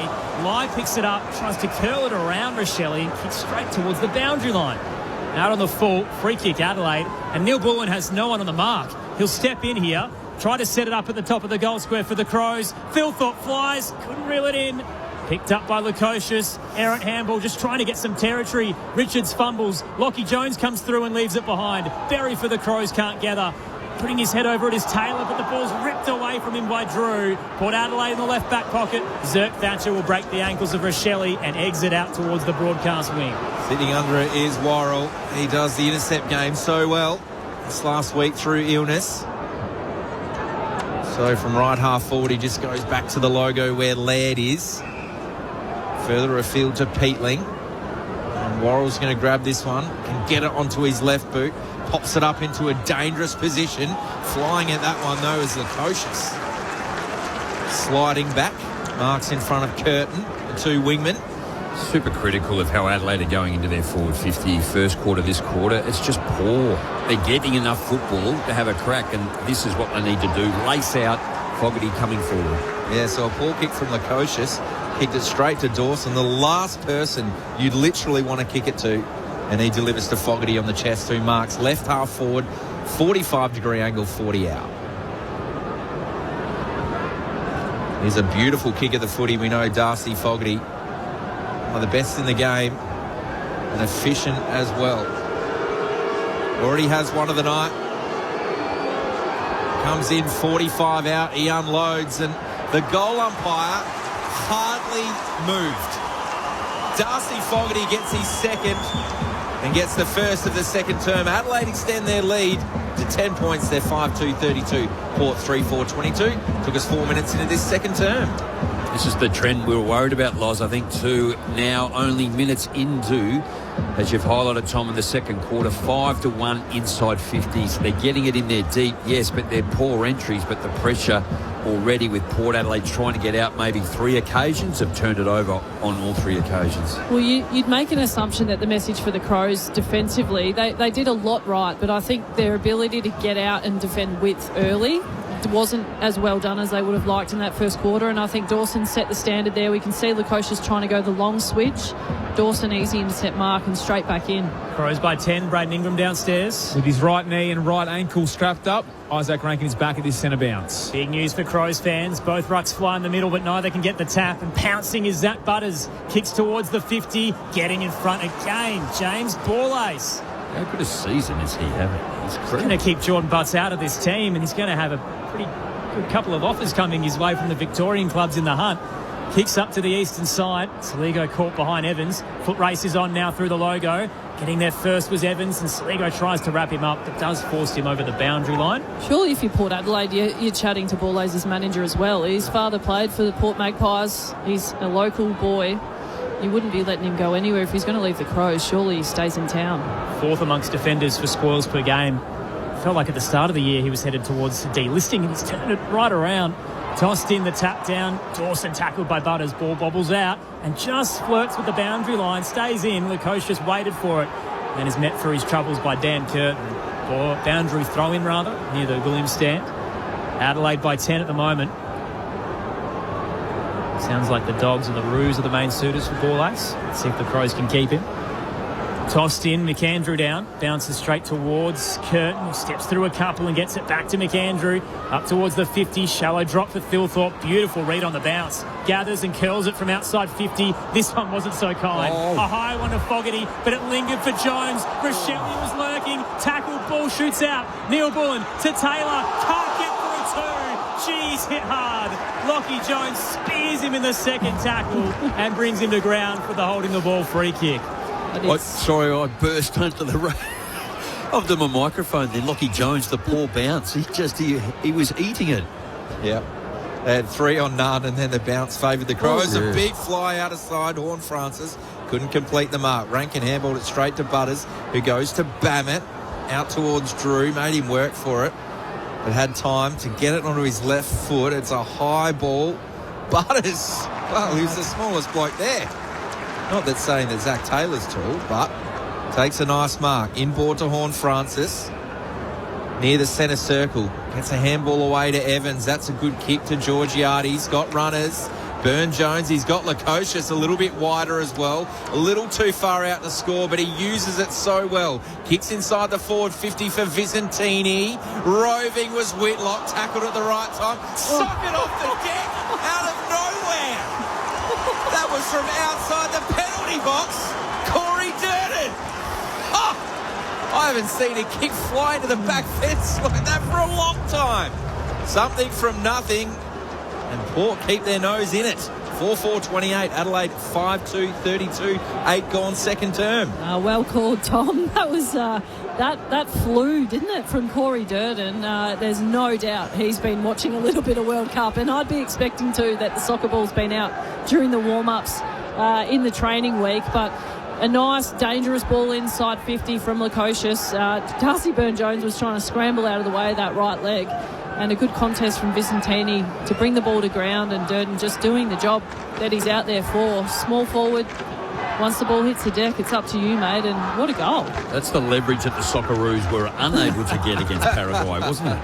They had their chances, but they just couldn't give it the boot that Durden did. It's one of my favourite round ball terms is top bins, and he's done that. Top corner, out of the middle, tap down to Dawson. Adelaide look to respond. Here's Rankin, fresh off the injury, kicks towards the 50, spoiled away by Neil Bullen and tackled by Logan Evans. Ware wins it for Port Adelaide, gets it back to Mead, then Burne-Jones, the handball chain now. Evans to Butters, then Richards, turns through the Logo broadcast side, kicks to left half forward. Vicentini just gets it. Bobbled out of his chest, and he dove forward to reel it in close to the boundary line. He's at left half forward, wants to centre the kick. Good vision. Meads floated forward, takes it right on the paint of 50. That's hurt Neil Bullen's right elbow too. That contact. Tried to cut it off and getting some contact in the end. Mead decides to place it. 25 outs. Getting in front was McAndrew. Couldn't hold it. Dawson threw the fist as well. Head over the footy. Sweet couldn't win it. Richards, though, gets it for Port Adelaide. Back out to Bammett. Now Mead. Tackled by Neil Bullen. 40 out. Ball up to Calm inside 50 for the Power. They're down 10. Down 4, rather, after a goal aside in this second quarter. Quick reset. Tap down. Running by Mitch Georgiades. Couldn't gather. Isaac Cumming can, and he clears it to the broadcast side. High ball, one-on-one. Tex and Alir at the back. Burne-Jones diving on it. Taylor Walker holds it in. Now Burne-Jones is at the bottom of the pack. Fell out to Neil Bullen, flicked it to Peatling, to Taylor, back to Peatling. Quick kick forward. The advantage of Lockie Jones, who shot the sitter. Oh. So it goes out of bounds right half forward for Adelaide. This looks like Alir can't get his shoe on, potentially. I think he may have, rolled an ankle a little bit too, just in that contest. Yeah, it stood on Peatling's boot. Rolled his left ankle, but is returning to full back on Taylor Walker. Boundary throw in. Sweet knocks it down towards Keys, who's wrapped up immediately by Jace Burgoyne. Right half forward for Adelaide. Isaac Rankin out the back here. Leading by 4 points. Sweet took it out of the ruck. McAndrew took him in the 7:20. That's not automatic holding the ball anymore. So we'll have it all again. 50 from home for the Crows. 3 lead changes. The margin is 4 Adelaide's way. McAndrew takes it out of the ruck, shoots the handball into the 50. Burne-Jones was waiting. It's tackled by Berry. Quick reset. Sweet tangled with McAndrew. Neither ruck get a clean tap. Richards tried to get there. Berry gets it first. Hands it to Dawson, who fends off Joe Richards. Arcs around on the left. 55 out. Kicks towards the pocket. Saligo caught behind, but Jones couldn't cut it off cleanly. Saligo picks it up. Gave it to Walker. 2 to beat. Running out of room in the phone box. He's pulled over the boundary line. It should have been pinned. He's been saved. He's laughing. Wow. If that's not prior, I'm not sure what is. Boundary has literally saved it. It'll be tossed in 20 out. Left forward pocket. Sweet gets the tap down to Burne-Jones, and he hacks it out of there. Sitting back was Curtin. Couldn't reel it in with the fingertips. Vicentini did well. Gets it out towards Evans. Whitlock to Bammett. Empty 50 though. He just has to go for acreage. It's open real estate. Who's going to get there first? Max Michaelani tracks it well. Mitch Georgiades was breathing down his neck, though, and impacts the kick. A turnover to Joe Richards, who marks 45 out, places it across. Jace Burgoyne takes it, and there is a melee in back lane. It is on at the top of the goal square. One of the Crows defenders has thrown one into Georgiades' chin. Jace Burgoyne gets marched to the top of the goal square, takes the 50, and once again, the showdown has erupted. I think you'll find Georgiades has gone to the Adelaide player and really ripped into him while he was right on the ground. And then Adelaide have come in and retaliated and ended up losing the footy. Guess what? It's the wild thing, Josh Worrell. Yep. He's got stuck in. And as a result, Port Adelaide's back in front. 5-4-34. Adelaide 5-2-32. 12 played second term on ABC Sport. Yeah. So Michaelani was the one who, made the error. And then Worrell's gone back to say and have a go at him, and then that's how it's got going again. From a football perspective, Georgiades is the tall forward. Incredible chase down to apply the pressure and cause the turnover in the first place. And then the little jumper punch to the chin from Michaelani, it could cause him some issues during the week. Yeah, Bammett kicked to space and Georgiades didn't give up. Huge defensive effort from a star forward. Back in the middle of the ground, Porter in front by 2 points. Quick kick forward. Hunting was Horne-Francis. Causes a contest. Clean handball too high, says the umpire. Well, he was hunting.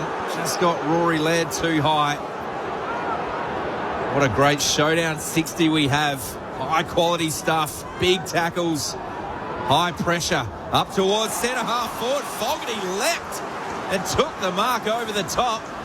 He'll have a shot 55 out directly in front. He's having a game, Fogarty. He looks like the most dangerous tool inside 50 so far tonight.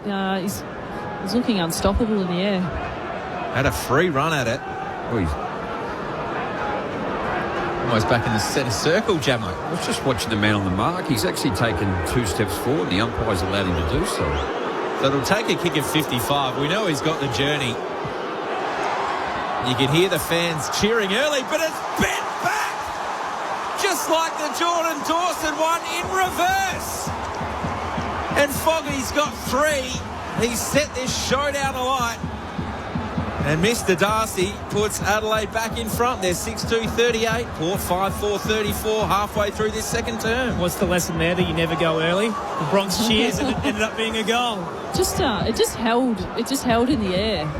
It's nice little float late for Fogarty. And, yeah, as I said before, he started the game really well. I think the one good thing that you're able to do now, Logan Evans has to stand, so he can then go to the right and almost kick alongside of him as opposed to behind him. So you can actually gain probably 3 or 4, maybe half a dozen feet doing it that way. 5 lead changes. It has been a cracking contest. Second term on ABC Sport of Showdown 60. Adelaide back in front. Tap down.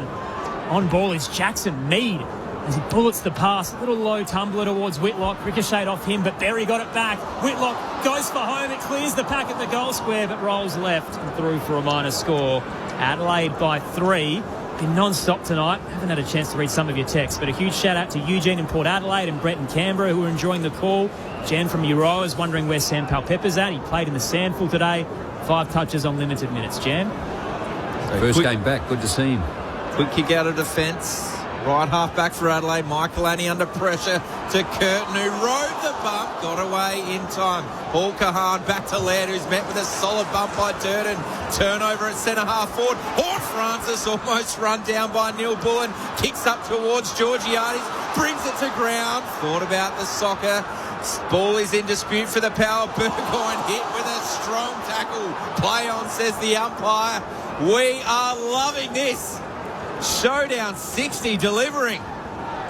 The cliche living out. It doesn't matter where you are on the ladder. Inside 50 for the power. Vicentini down. It's looking to get it to Mead. Couple to beat. Peatling wraps him up. Ball up again. 20 from home. Left forward pocket. Robin Greensborough is a bit stiff about Taylor Walker's not holding the ball. Call a few minutes ago. Well, you called it. The boundary line really was the only thing that saved him. Thilthorpe down. Fresh area from Richards so Berry can extract it for the Crows. Kick a little short for Keys. They still win out. Rainkin on the tightrope. Gets it down the line. Here's Taylor Walker. Pantomime villain now. Showdown 27, potentially his last. He has the most goals in the history of them. 12 more than Robbie Gray, who won 5 showdown medals. Kicked down the line to a pack and off hands over the boundary line. Tonight's also his 311th game, Taylor Walker, so he ties Ben Hart. I feel like he can play on again, Jamo. I don't know. I guess his body's really held up quite well. And he's missed a few games. They've managed him well. Boundary throw in, Visentini versus Thilthorpe, and Curtin, after it hit the deck, just fisted it forward up towards Rankin.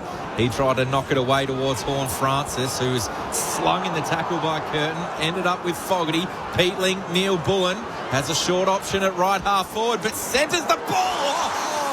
Durden working back. It looked like it was going to be a car crash with Rochelle. Two boys have kicked brilliant goals tonight. Great intercept mark. He goes back to Logan Evans. Navigated that so well. Evans out wide, up to Berry. Marks it right half back. It's Adelaide by 3 in showdown 60. Lauren Arnell, Rod Jamieson, your experts tonight. Short pass to Zerk Thatcher.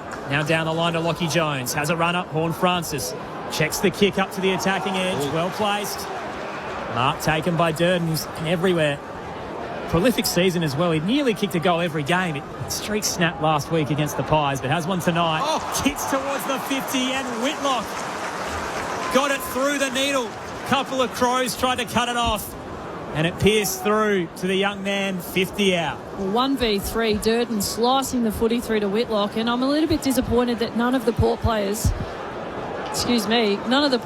have gone to Durden for the pat on the back, not only for the intercept mark in D50, but setting this goal opportunity up for Whitlock. Had a miss from a set shot in the first quarter at a closer angle. Jack Whitlock now from 50 gets close to the man on the mark, and it will hurt his kick.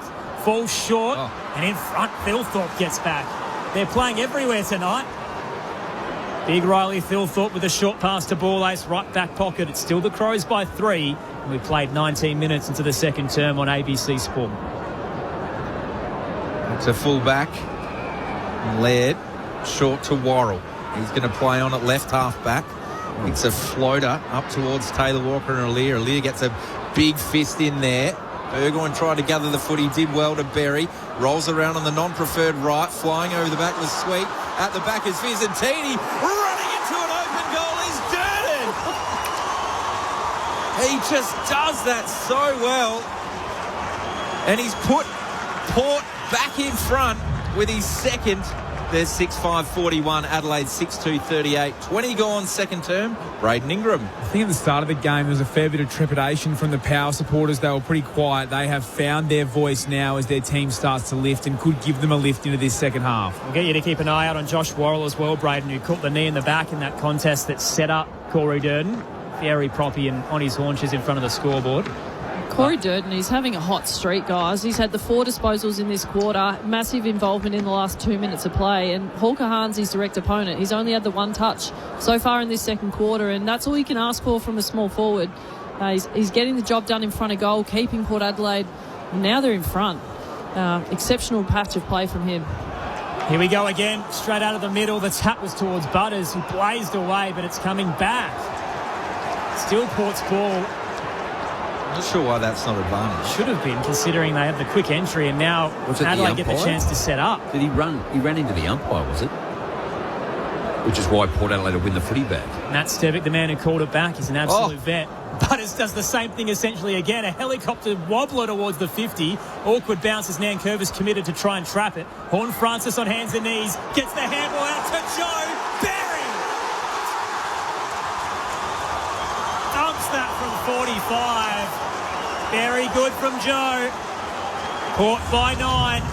7-5-47. Adelaide 6-2-38. Time on second term on ABC Sport. What a sweet kick. He absolutely laced that. He just keeps getting better with every game he plays, Joe Berry. But Port Adelaide, just the simple model of footy. Play direct, play fast, and really clean at ground level. They're showing up in numbers. I saw during the week they were identifying that the Crows are a contest outnumber team and their work rate's going to be important. And this second quarter, They've been incredible, Port Adelaide. It's such a positive start to this showdown and really challenging the Crows now. Jordan Sweet, 12 hit-outs to 3, so all over Lockie McAndrew too, but tonight was too. It's probably as clean as I've seen Port Adelaide kick the football. Sweet knocks it down again towards Wines, and we'll have a ball up. It's a quick one on Zach Butters. Kicking a torp out the middle. Thoughts? I don't know about that. Chaos. We used to do it all the time. You kick them all day. If it doesn't work, you put it away. So did it work? Well, I guess. Semi-work. Outcome based. Yeah. So Dawson kicks up from the clearance towards Walker. He's kicked some goals from that spot at left half forward up towards Fogarty. He can do no wrong. Catches it at the high point. In the left forward pocket, he'll have a shot from 40 out up against the paint of the boundary. Playing as well as anyone else on the ground in this first half, Darcy Fogarty. Isn't he? Just in the contest as well, running and crashing a pack. He's given up the golf. And he still plays on a Wednesday. He's back out there, is he? He said he'd wait and make sure he's playing well. Jamo's given us a scoop there. And I didn't play. Hit it out of bounds. I didn't play last Wednesday. Dropped him in.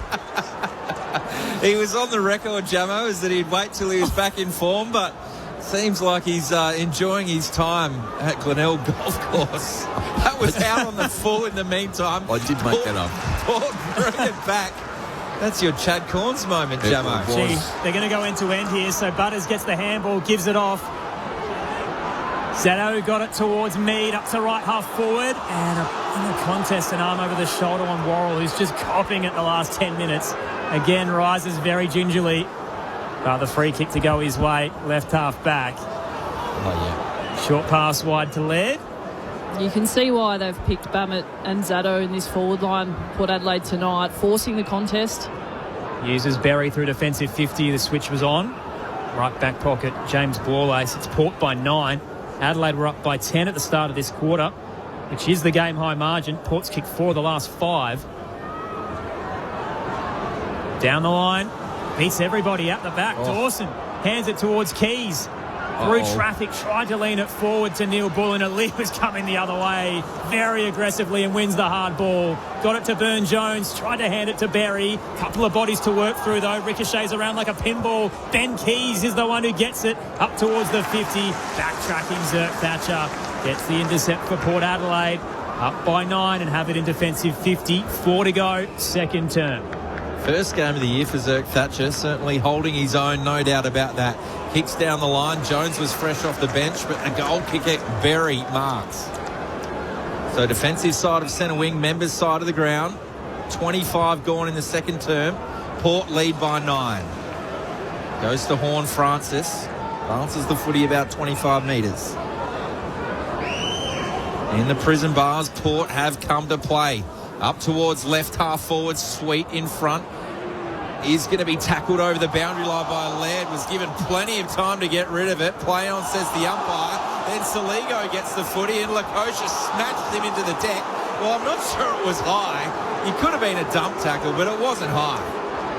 Saligo with the free at right half back for Adelaide. He approached the contest with enough pace and his head down that he probably just drew it. Umpire's fallen victim there. Kicked down the line, though, is a bit of footy karma as he has it straight back to Zerk Thatcher. True centre wing, right in front of the benches. Port by 9. Zerk Thatcher up to left half forward. Dawson floats across in front of Sweet. Got an arm over the shoulder and a very late whistle will go his way. Port had a couple of chances there and finally it was paid. Worrell just breaks away as a result. Kicks up towards the centre corridor. Taylor Walker gets low enough. Slips catch as he pops up. Drills it down the line to Rankin. Heavy knee strapping on the right after a scare earlier. Gives it off to the run of Dawson. The skipper, my goodness, a monster kick all the way from the centre square. Getting it to Phil Thorpe, who was held. No, the other way. Alia's free. It is Alia's free kick. Right back pocket. Should have known from the crowd, Tom. So Alia in front of the Riverbank stand has the ball for Port Adelaide. So they look to move it out of defensive 50. Kicks up towards right half back. First touch was Georgiades, but Borlase roved it off to Keys to Neil Bullen, who goes to banana. Daniel Motlop style to the top of the goal square. Phil Thorpe brings it to ground. He's wrapped up by 2 power players running back towards goal. Ware gets a quick kick away. Relief for the moment. Working hard back in the opposite direction. There is Borlase still inside the Crows 50. Butters is working hard, wins the turnover. Quick kick forward to space. Crows have the numbers for the time being, but Drew read it best. Dropped the footy at the wrong time. Peatling goes to ground. The umpire says no free kick. We'll have a ball up true centre wing on the logo. Bit of Houdini in that one for Port Adelaide. It looks like a likely goal on re-entry for the Crows. Tossed up, taken out of the ruck by Sweet. Kicks up towards half forward. Trying to track it is Zano, and he crunches in towards Berry. They both pop up okay. A lot of momentum there. Very lucky. Lukosha sends it in. Whitlock 2 to beat. Ball shoots out the back. Berry kept following. Gathers. Tight angle. And misses to the right. Push. It's a push. Oh, it'll come back. Just pushed as he kicked him. That's a costly one for the Crows. Rory Laird trying to plead his case, but Andrew Heffernan's having none of it. Joe Berry gets a second chance. Another man who's absolutely having a quarter here. Joe Berry. Full tilt, clean as you like. Got a reprieve too. He had Joe Richards in the square for a handball. He did. Joe Berry opens the angle and this time makes it count. 2 for young Joe in his third showdown. Port Adelaide by 15, and they've kicked 5 of the last 6 goals. 8-5-53 plays 6-2-38. 28 gone, second term on ABC Sport with Lauren Arnell and Rod Jamison. Jamo, this next centre ball up becomes so important, doesn't it? Because it just felt like at quarter time that maybe the Crows were quicker with their ball use than Port Adelaide, but it's the reverse in this second quarter. Port Adelaide are flying and the Crows don't look like they can keep up defensively. I think they need to slow down, actually, Adelaide too. They've, in the back half, the communication's a little bit poor. They're waiting for the other person to take the mark or spoil, so initiative is then given to Port Adelaide. How quickly Port Adelaide are moving the football, and then the wrong options when Adelaide go forward. Power leading by 15 points. They've kicked 5 of the last 6 goals of Showdown 60. In a big term. 2 for Durden, 2 for Berry. The small forwards at play. Sweet takes it out of the ruck. Another opportunity inside forward 50. And if you play in front, you give yourself the best chance. Mitch Georgiades, he marks 40 out directly in front. He's a big brute. And he's going back a very long way. And tonight he's kicked the 2 in the first. He could have had 3. He's got all the distance. Be a nice one with 25 seconds remaining in this second quarter and first half. This is a huge moment, Jamo. The clearance from Sweet, who's dominating in the ruck. And their sharp shooter at times, Mitch Georgiades. We know it's straight. It's not going to get the journey. Burgoyne Rose in the goal square. Ball in dispute's been socked through by the Crows. Rushed behind. But Georgiades couldn't make the distance. Would have brought the house down here at Adelaide Oval. They go to 8-6-54. Adelaide 6-2-38. Mark Keane plays on. Hands it to Worrell, and that'll do us for a half of footy in Showdown 60. What did I tell you? They always deliver. It's never a matter of the form lines. It's all about the rivalry. It is Port by 16 at the major break. 8-6-54 plays 6-2-38. What a contest we've had so far tonight. Sold out crowd. Port Adelaide home game. They're loving what they're seeing here tonight. Great to have you with us for it. 0437 774 774.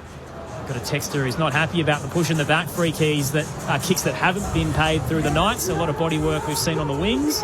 Also a shout out to Phil in Victoria, who says Tom Wilson has a contagious decibel tone, and I love it. So there you go, Tommy. Got a big fan on the text line, and he's asking about Radagalia's injury and if it's career-ending. It isn't, but a ruptured patella is pretty significant. It's about a year out, and unfortunately for Asava, he's had a few issues over the last couple of campaigns, but hasn't missed as much footy as Jack Lukosha. So Radagalia's played 44 of a possible 63.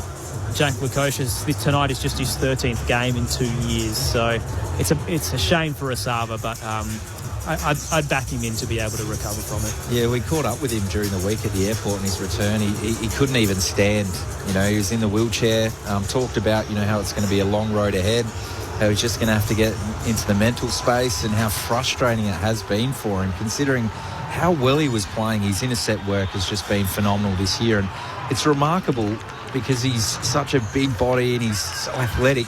He's actually only 27. It feels like he's because he's played footy pretty much straight away as soon as he got in, but was new to the game when he was at the Cats. So still got so much of his career ahead of him, and we know it's a long road ahead, and he'll be back ready to go when he can. Such a ripping fella as well, the big Fijian. So we wish him the best, but I reckon Phil he'll be okay, but it's going to be a long layoff. Rod Jamison, Lauren Arnell, your experts tonight to break down a cracking first half in Showdown 60. What did we learn, crew?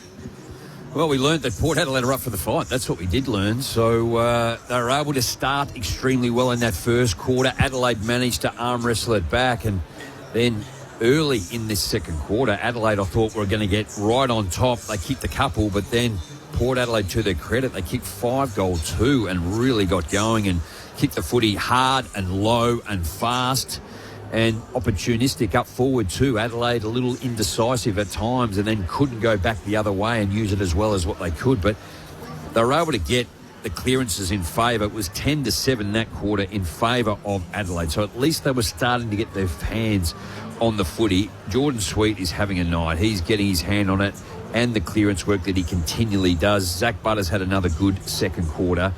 Josh Rochelle, Braden Cook did not touch the football in that second quarter loss. Yeah, and I think the wing stuff has been it's obviously outside the contest, and inside the contest and centre clearance. Port Adelaide are 10-3, but I like what Port have done on the wings tonight. They've moved Jacob Ware to half back. Lukosius is having an impact, certainly offensively, on a wing, and Curtin's been quiet.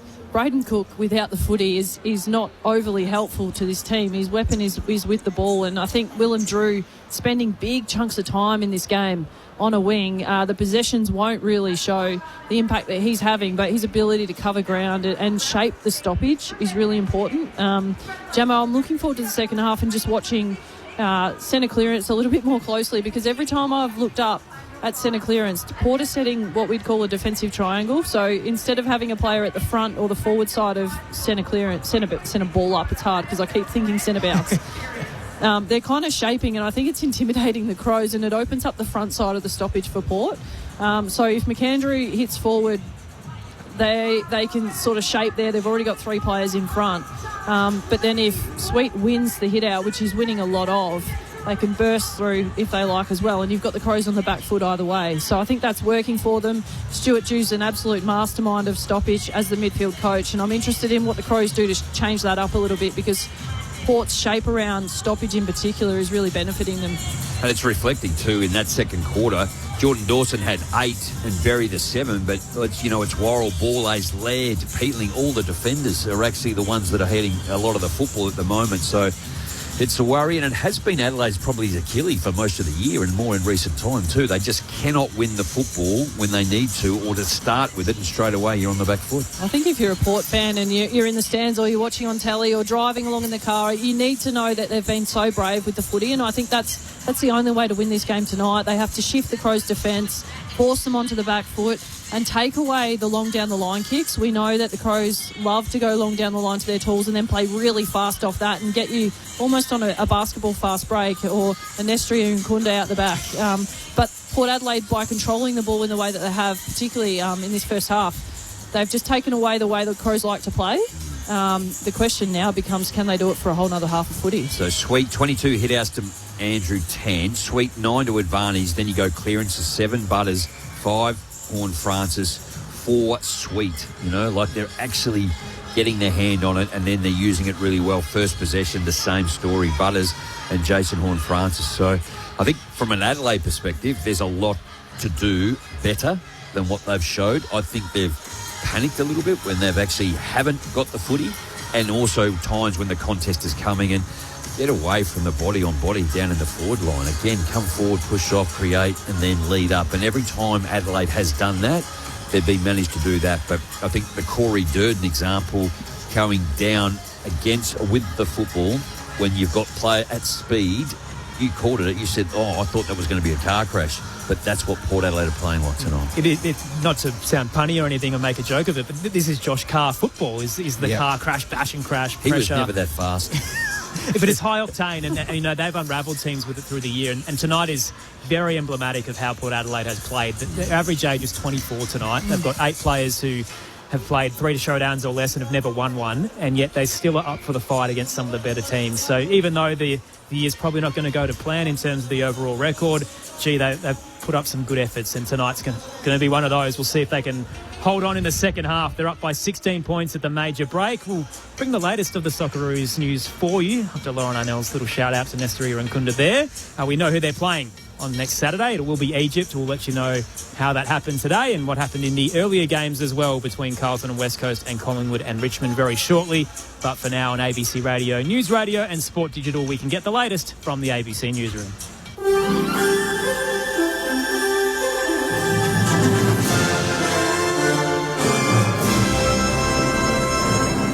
Hello, this is ABC News with David Rowlands. People living in the Venezuelan state of La Guaira, north of the capital Caracas, are pleading for heavy machinery to move collapsed structures to free trapped people, following the powerful twin earthquakes 2 days ago that have killed at least 1,000 people. Larry Buttrose reports.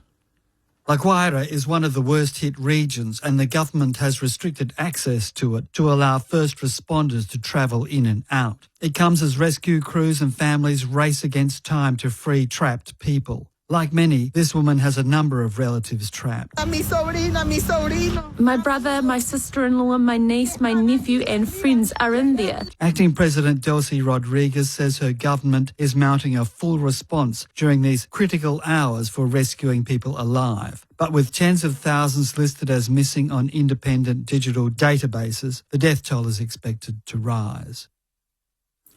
Energy Minister Chris Bowen says the federal government is focused on protecting Australia's fuel security as the US and Iran trade fresh military strikes. Political reporter Lexi Junowick has the details. Mr Bowen has confirmed during his weekly update on Australia's fuel stocks that the nation has 44 days' worth of petrol, 37 of diesel and 29 of jet fuel in reserve. Responding to strikes traded between the United States and Iran amid a fragile ceasefire, the Energy Minister has called for all sides to see the dispute resolved. We just need to remain focused on our own task and ensuring our own fuel security during this international uncertainty. Mr Bowen says there are no plans to extend the cut to the fuel excise beyond August, with the government to begin winding back the discount from July 1st. Energex says copper thieves caused major power outages across southeast Queensland overnight. At its peak, around 12,000 customers in suburbs including Boronia Heights, Hillcrest and Regents Park were affected by the outage, which was caused by a fire that resulted from an attempted copper theft at the Browns Plains substation south of Brisbane early this morning. Kev Lavender from Energex says it's selfish behaviour. Anyone who's been involved in cutting through a live 11,000 volt cable could have serious injuries and could have resulted in a fatality. So it's something what we're passionate about on our network, so safety of the network, safety of the public. A 15-year-old boy has faced a Melbourne court charged over an alleged abduction of a schoolgirl in the city's southeast. Andy Yu has more. A 17-year-old girl was allegedly forced into a car as she walked into a high school at about 8:30 yesterday morning. Police arrested a teenage boy several hours later and charged him with abduction. The girl was taken to hospital. In a children's court hearing in Melbourne late today, the accused did not apply for bail. His lawyer requested he be assessed for a shoulder injury and for mental health. The matter was adjourned to July the 6th. The Democratic Republic of Congo has filed a case against Rwanda in the International Court of Justice, accusing its neighbour of breaching multiple international treaties. In a statement, it says Rwanda dispatched forces and backed armed groups to carry out unlawful military operations on its territory following the 1994 Rwandan genocide.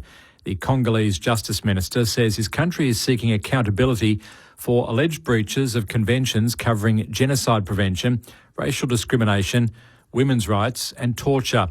Rwanda has not yet responded, but it's long dismissed evidence that it backs rebel groups in the country. In sport, Socceroos goalkeeper Patrick Beach says his approach hasn't changed despite his starring role in Australia's World Cup campaign. The 22-year-old has started in goal for all three of Australia's group games, helping the side to secure a place in the knockout stages of the tournament. Beach says it means a lot to have the confidence of the coaching staff.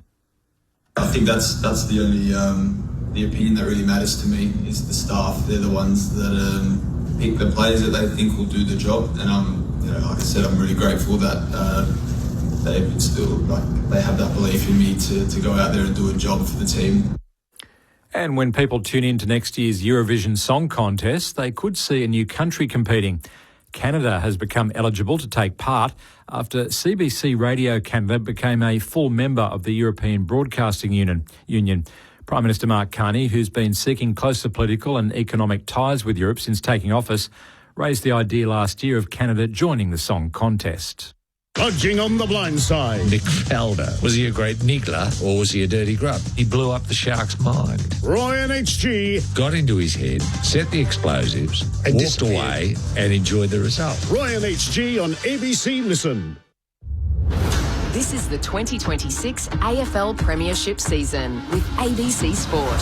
Here's a beautiful kick of the footy. We know Darcy Fogarty comes in 45 out. He unloads and the goal umpire hardly moved. Kicks inside the forward 50 for Vicentini. Roving was Whitlock, tackled at the right time. Socket off the deck out of nowhere. That was from outside the penalty box. Corey Durden. Jace Burgoyne gets marched to the top of the goal square, takes the 50, and once again, the showdown has erupted. Up towards centre-half forward, Fogarty leapt and took the mark over the top. So it'll take a kick of 55. We know he's got the journey. You can hear the fans cheering early, but it's bent back! Just like the Jordan Dawson one in reverse. Burgoyne tried to gather the footy, did well to bury. Rolls around on the non-preferred right, flying over the back was Sweet. At the back is Vicentini. Running into an open goal is Durden. Horn Francis on hands and knees, gets the handball out to Joe Berry. Dumps that from 45. Joe Berry opens the angle and this time makes it count.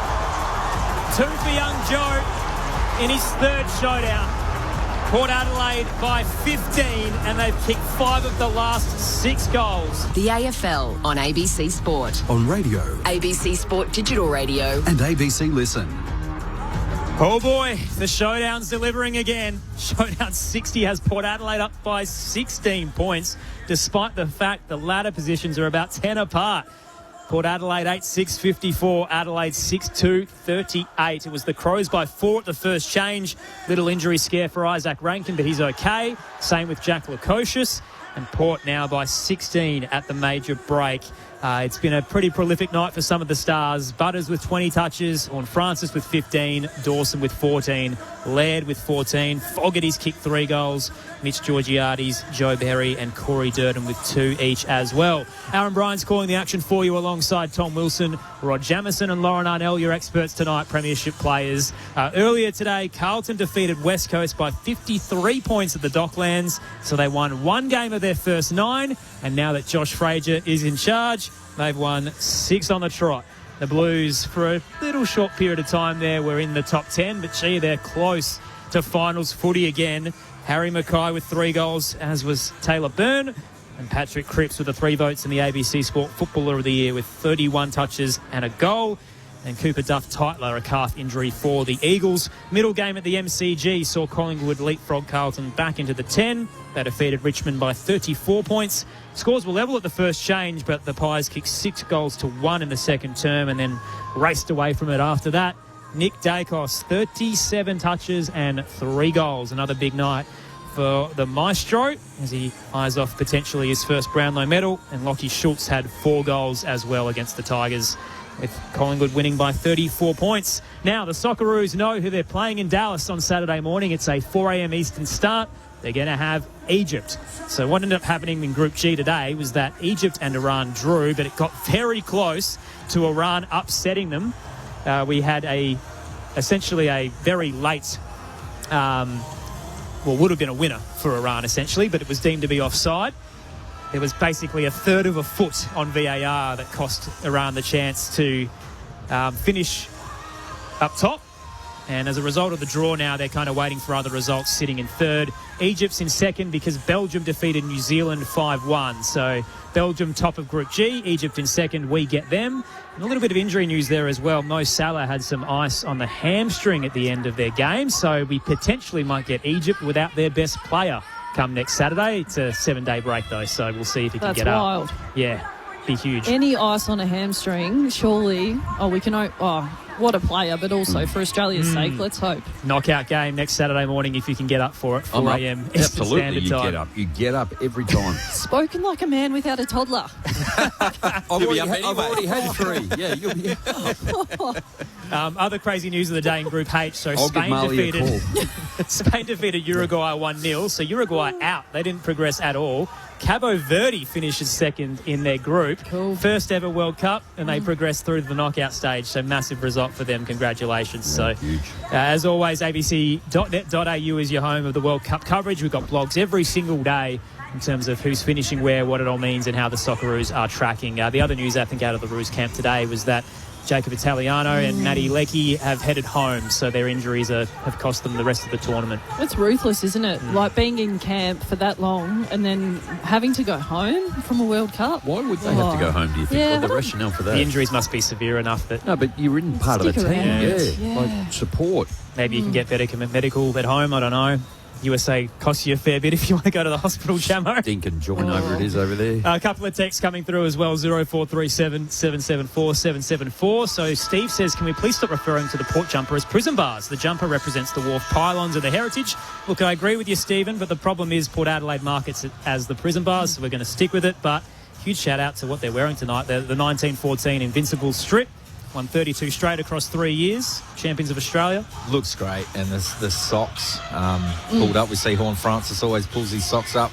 The black and white. The black boots I'm enjoying. Darcy Byrne-Jones, Dante Visentini. It's the black boots with the outfit that does it for me. Fran says Collingwood lucked out last week. Port Adelaide are a good team and are doing a fighting job tonight. And an unnamed listener says, I don't really know what has come of the Crows, but I grew up in Adelaide and I always by default barracked for them. Quite happy to let Port win tonight, though, for the sake of the city. Oh, that's unusual, isn't it? Yeah, someone take her temperature, please. Port by 16 at the major break. Lauren Arnell, Rod Jamison. Can they keep it up? They need to, don't they? Well, I think it's the youthfulness, too, of a side. Like, you don't know what you don't know, and you touched on there's 8 in the Port team that haven't played in the showdown, and like they're up and they're at it and they're performing very well. Well, we saw Aaliyah, who may have just tweaked a little ankle earlier in that second quarter. He's now come over to the bench, speaking to the doctor, looking for what seems to be maybe painkillers, and haven't got it in time for him. So he's had to go and reset for the start of this second half. I think it's been an incredible game of footy so far. It's been so enjoyable to watch everything unfold from both teams. And now the question becomes, can Port Adelaide keep the rhythm and the pace of the game above the Crows? And again, they've set the defensive triangle for this first centre ball up, guys. Stars are out in the middle again. So Zach Butters opposed to Jordan Dawson. Both don't have a man on them as a result. Horn Francis standing side by side with Saligo, and Sam Berry with Ollie Wines. The coach is on the wing again. Braden Cook again didn't touch the footy in that second quarter, so he needs to find of it. And Isaac Rankin, after that ankle issue in the first term, starting forward for the Crows tonight. And there's already a bit of argy-bargy after a few melees in the first half. Here we go. Port by 16, third term. Another hit out to Jordan Sweet. Perfectly placed for Zach Butters. Goes inside the forward 50. Misses the target of Whitlock. And that'll run out over the boundary line. And Zato's cleaned up Mark Key. Yeah, he's thrown his weight around a little bit too late in that contest, Zato. I think they're... it's just silly, wasn't it? It was silly. Oh, it's going to go the way of Whitlock. Must have been a retaliation there because it seemed like a clear free kick against Zato. Up to the top of the goal square and Babbitt marks. This would be an unbelievable start for the Power. We need a replay on that one, Loz. Yeah, and you can see there's still a fair bit going on with Whitlock and those Crows defenders. Mark Keen's copping a bit. He loves to... Speaking of people who like a box, Rod Jamison, Mark Keen is not shy at all, even at training with some friendly fire. So Xavier Babbitt He's 20 metres out on a 45-degree angle. Strolls towards goal and kicks it. X marks the spot for the start of the second half of the showdown.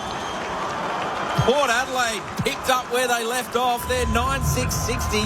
Adelaide 6-2-38. 1 minute gone. Well, I think they're probably just saying to Mark Keane, I can't understand what you're saying. Well, no doubt about that. And we talked about at the ball up, they were already getting stuck in, Jamo. So perhaps this is old school tactics. Well, I go back to the centre clearance, and Loz, to your point, I just don't understand why Jordan Dawson would be on the attacking side, and then you've got Zach Butters on the attacking side on the other side. Like, it's Russian roulette. Well, they're now man on 1v1 at centre ball up for the first time I can remember in this game, and the Crows need to square up in this fashion. Port have kicked 6 of the last 7. Sweet down, whistle by the non-controlling umpire for a hold and advantage. Port will take it. Horn Francis heads to the broadcast wing. Lukosius with some time. Gets right underneath the towering kick into the 50. Georgiades caught behind. Whitlock flies, knocked it down. Swarming and snapping and going to Zeno for his first in the AFL. Port are on fire. They are steamrolling the Crows with 7 of the last 8. And the margin is a game-high 28 points. 10-6-66, plays 6-2-38, 2 played, third term on ABC Sport. And this is why Jack Lukosius is on a wing. That long kick inside, you're just rubbing your hands together if you're Georgiades and Whitlock. Run and jump at the footy, and Mark Keane, if he hasn't copped a bit of lip already from those Port Adelaide forwards, he's going to deserve that contest. Sunk off Zato, let him stay at the front of the ball, and Keane went goal side with really no impact at all, and Zato, as much time as you like to finish that. That's exactly what I was just going to call out, how soft that was and allowing him to do that. And Adelaide did that in the first quarter with Mitch Georgiades as well.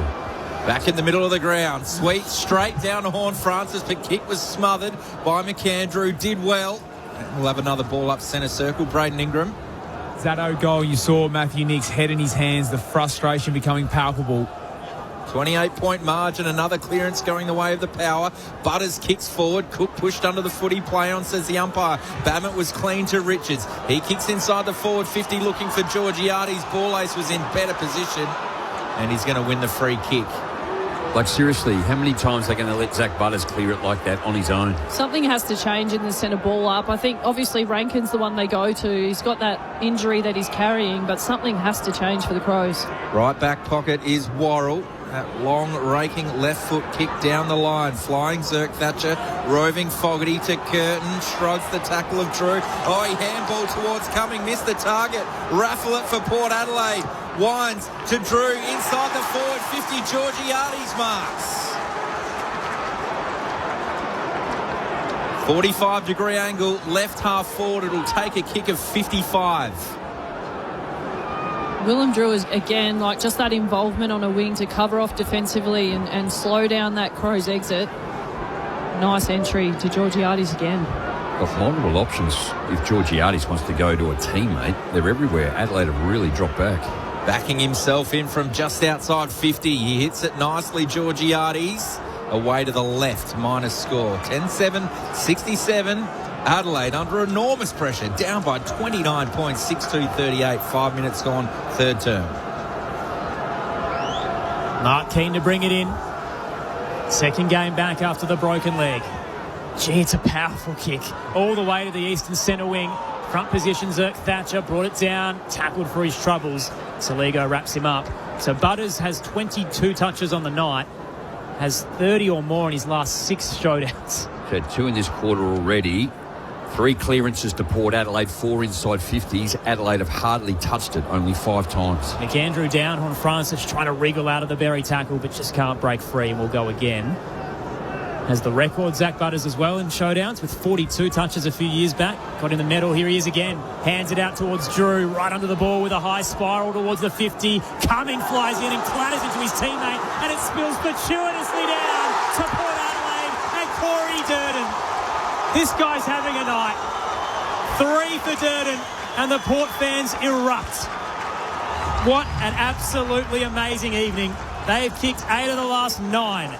11-7-73. Adelaide 6-2-38. It's not just an upset. It could be a powerful statement. 6 minutes, third term. That's first-class footy from Port Adelaide. Butters, again, you called it as the first possession off ruck hands in that middle of the ground stoppage. And I love the team play from Zato. He was the first hands off the inside 50 kick. Could have run in and done it all himself, but Durden had turned Laird around from stoppage and beat him going back inside 50. And the unselfishness of this Port Adelaide team right now is an absolute highlight, and it's just such good footy to watch. Crows have gone man on at centre ball up. They have to change something. Back in the middle of the ground, Sweet just takes it out. Handballs towards Mead. McAndrew did well. Shuffled a handball out to Cumming. Peatling throws it on the boot. Rankin, handball forward towards Neil Bullen. Rode the tackle. Power have the numbers through Evans. Clear and kicked into the middle of the ground, and Wines can run onto it. Thought about playing on. He's going to get thrown down from behind. Holding the ball, Saligo. Jordan Dawson gathers the footy, lowers the yards, finds Thilthorpe. Left half forward. You can hear the boos of the crowd. That was definitely holding the ball. It's got Jordan Dawson short. So Thilthorpe, it would take a kick of 55. Left half forward. Against all the momentum. Adelaide need this one. Got to get a score on the board. 5 inside 50s to Port Adelaide. 3-goal one. First time for Adelaide in this quarter. Kicked a beauty earlier from the pocket. This is from 55. He's thumped it. But you can hear the crowd. They let it bounce, Port. There was 2 players there that could have marked it. That's bizarre. And let it go out over the boundary line for a throw-in. Left forward pocket. Crows trailing by 35 points. It's a home power showdown in the Invincible Jumpers. They're almost invincible tonight. Last Crows goal was the 14-minute mark of the second term. Tossed in, bounces off the rucks. McAndrew gets it to Fogarty. Zigged and zagged, but then his kick was smothered. And Ware will rip it out of there with a long kick. And it lands in the lap of Whitlock. Stood in front of Cumming. Takes the mark. Gives it off to Burgoyne. Here come the power. Logan Evans up to right half forward. Kick just wasn't the right angle. And it floats over the boundary line out on the full. Immediately bringing it back in as ball ace for the Crows. They'll switch through defence. Worrell across the goal face. Keane, the short kick to Saligo that didn't reach him. Skids through a nutmeg. Richards there to pounce.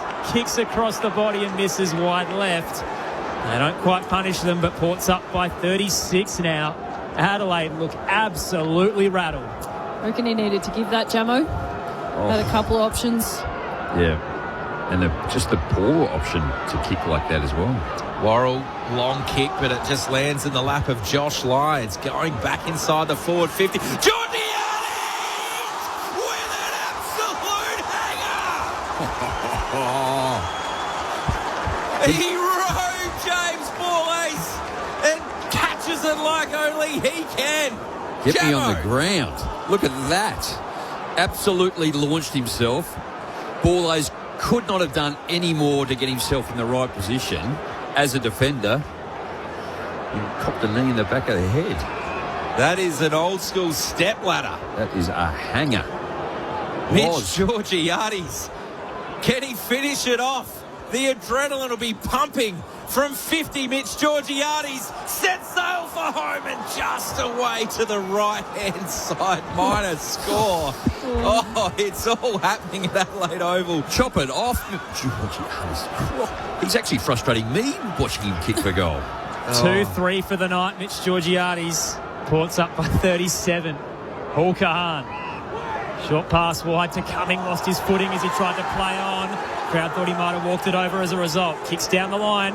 Out the back. Taken by Taylor. He wants to turn and go. To right half forward. Slips through the midst of Walker. He's got 2 behind him on the chase. Does enough to paddle it to Neil Bullen. The momentum shoots off the boot forward, but it's going to come back. High tackle. Going the way of the Texan. Jordan Sweet with an enormous effort to chase Walker down, but the big fella a little bit clumsy. Definitely got Walker high. And more direct footy from the Crows. It's the only way to go now. They've been very poor to start this third quarter, and if anyone's going to slot this for the Crows, it's Taylor Walker. The Power fans can smell blood and they're never satisfied. Up by 37, but not happy with the call there. Taylor Walker. The man with 56 showdown goals. Kicks from 45 and misses to the left. Port by 36 again. 11 played, third term on ABC Sport.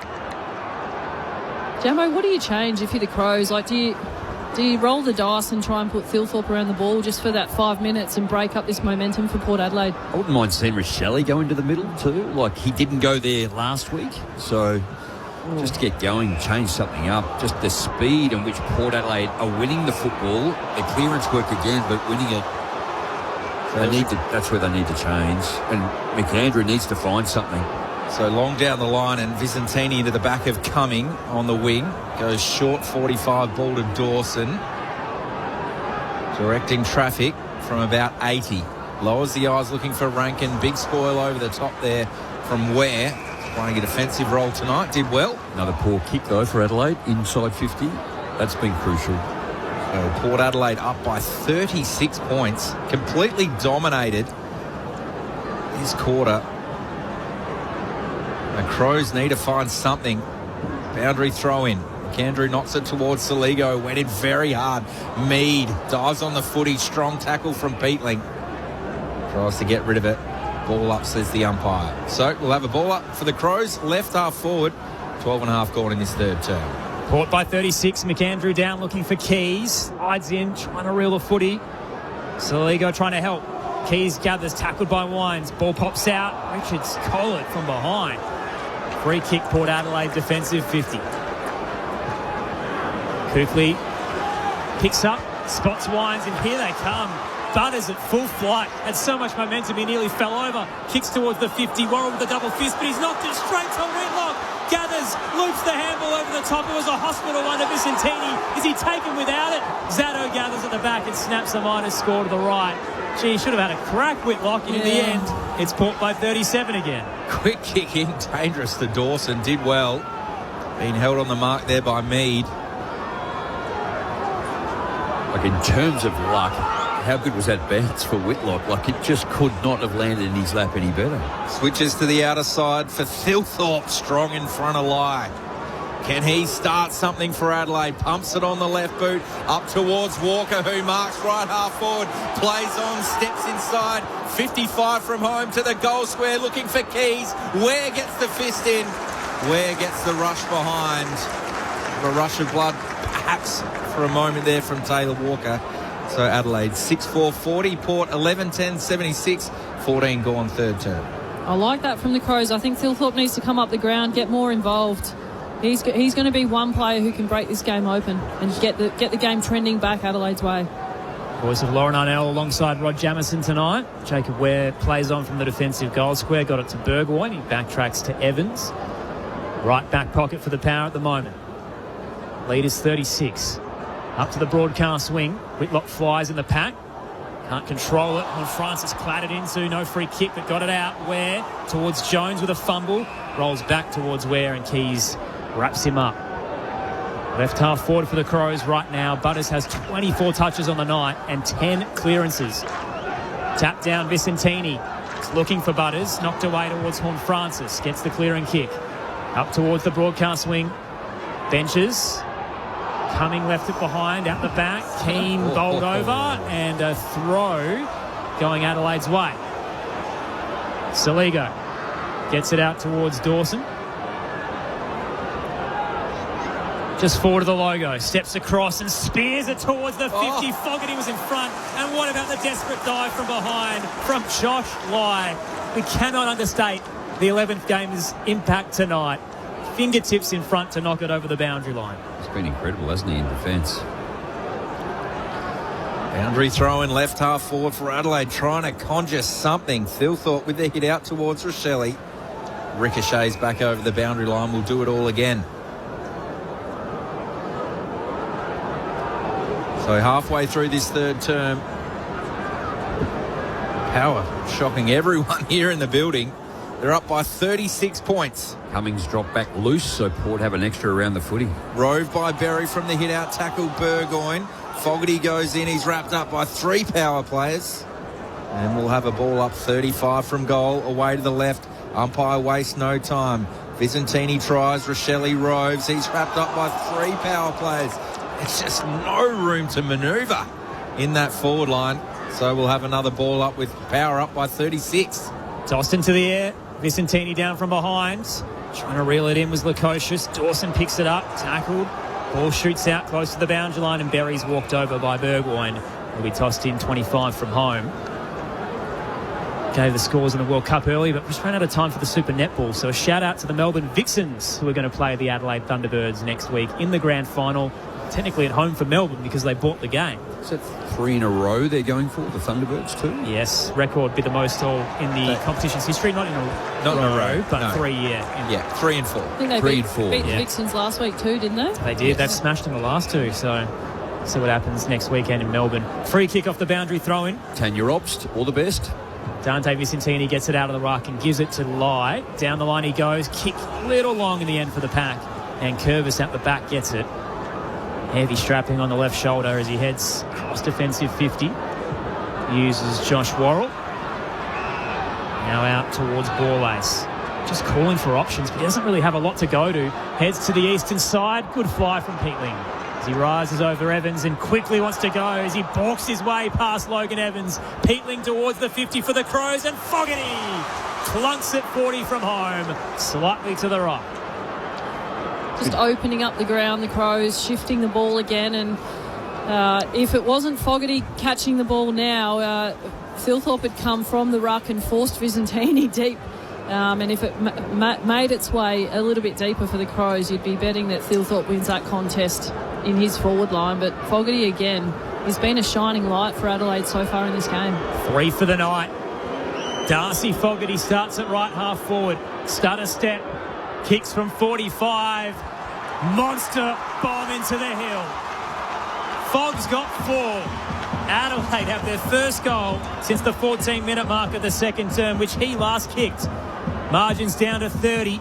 18 played, third term. 11-10-76 to 7-4-46. Rod Jamison, Lauren Arnell on ABC Sport. Just clear out the 50 old style and just put him down there one-on-one. He's the only forward that's standing up and really performing tonight when he has to. But that Peatling kick, just that extra 10 or 15 metres allows you to get the footy over the back of your defence.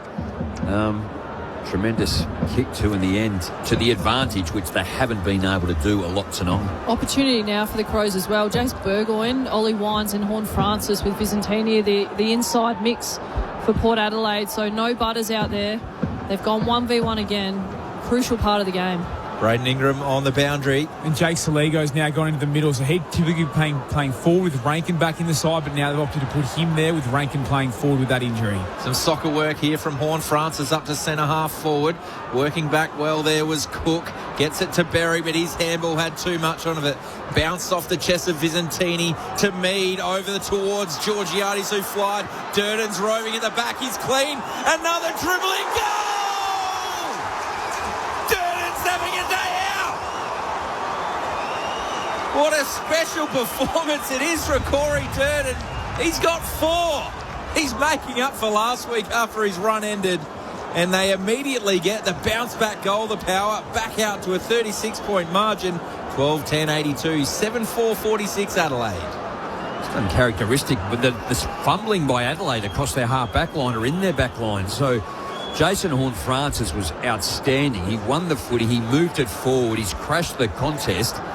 Lost the football. Adelaide had it. Tried to handball back through the other way. Fumbled. The pressure came. And then Port Adelaide were able to win it back once again. One of those trades that seems mutually beneficial. Ben Ainsworth looks great at Carlton right now, and Corey Durden's flying at Port Adelaide. Obviously, there are a few other pieces, but look at this clearance stuff, Aaron, too. 9-1 in this quarter in favour of Port Adelaide. And it's been like that for the first quarter and now the third. Adelaide were able to get it back a little bit, but they're checking this. Oh, Nankervis stuck an arm out. Ooh, got his hand on it. That's touched. That is touched. The fingertips have gone back, and Corey Durden's going to be robbed of his 4th. Tom Wilson's going to be robbed of an awesome call. That's just the 1%ers, though, from Nank, isn't it? Like, consider how great that crumb was from Durden, but it's just you're never out of it. We saw the chase down from Georgiades earlier in this match. Must be a moment for the Crows there from Luke Nankervis. So Port by 31 now, but Adelaide still have to get it out. From the defensive goal square, Keane with the short pass. Rory Laird, left back pocket, tries to play on. Desperate dive attempt from Georgiades, impacts the kick. Durden gathers, kicks, it's over the head of Whitlock and tumbles through for a minor score on the left. Adelaide just so treacherous when they exit defensive 50. They're struggling to hit targets. We heard Stuart Dew before the game mention how important time in front half is, and the Port Adelaide players are defending the ground exceptionally well in this quarter.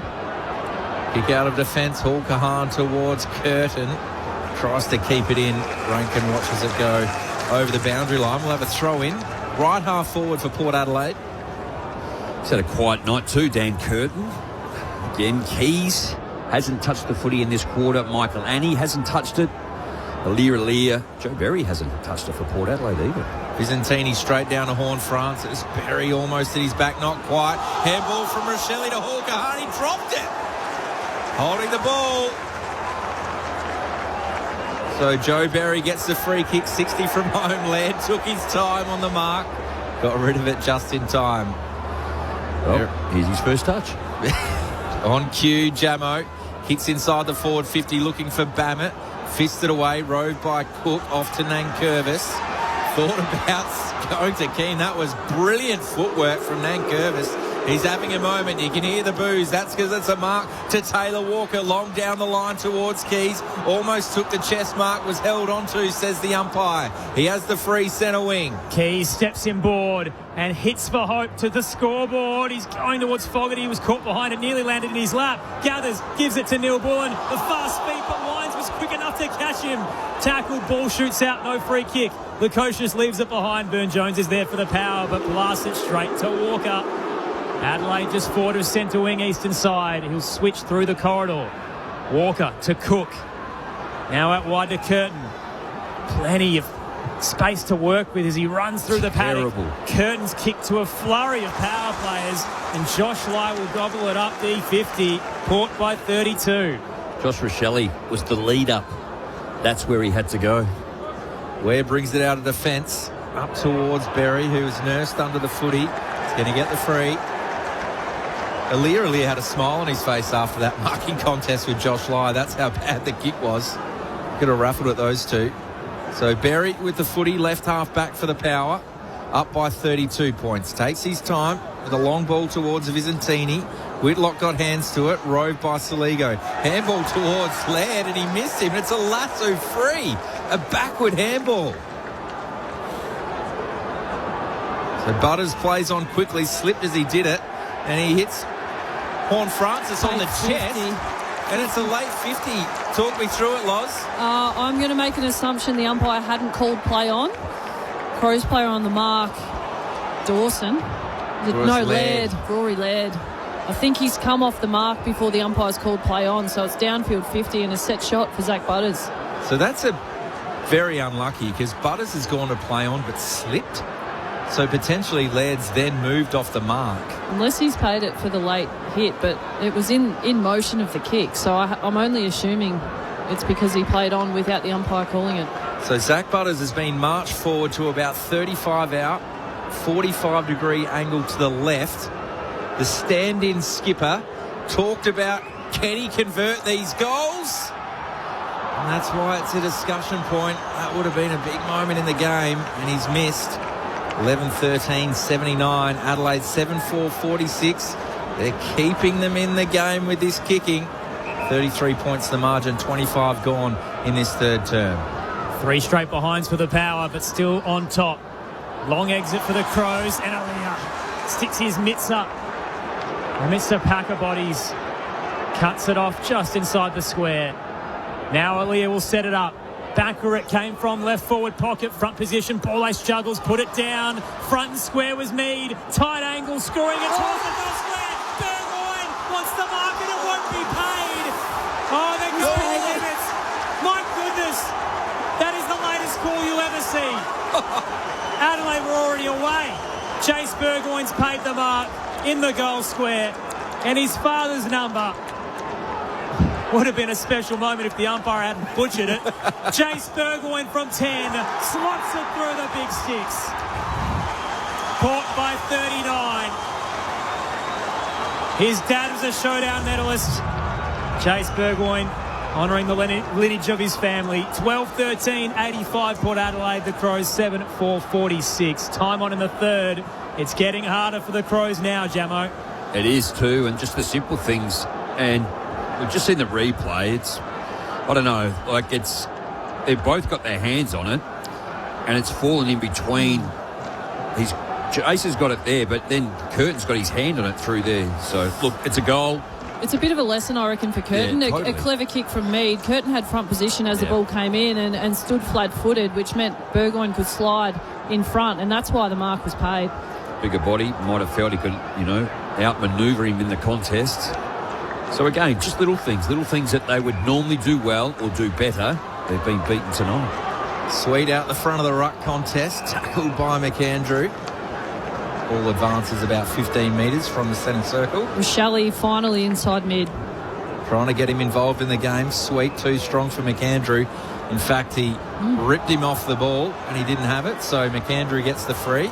Going to handball it off to Hall Kahan, who's trying to inject himself into the game.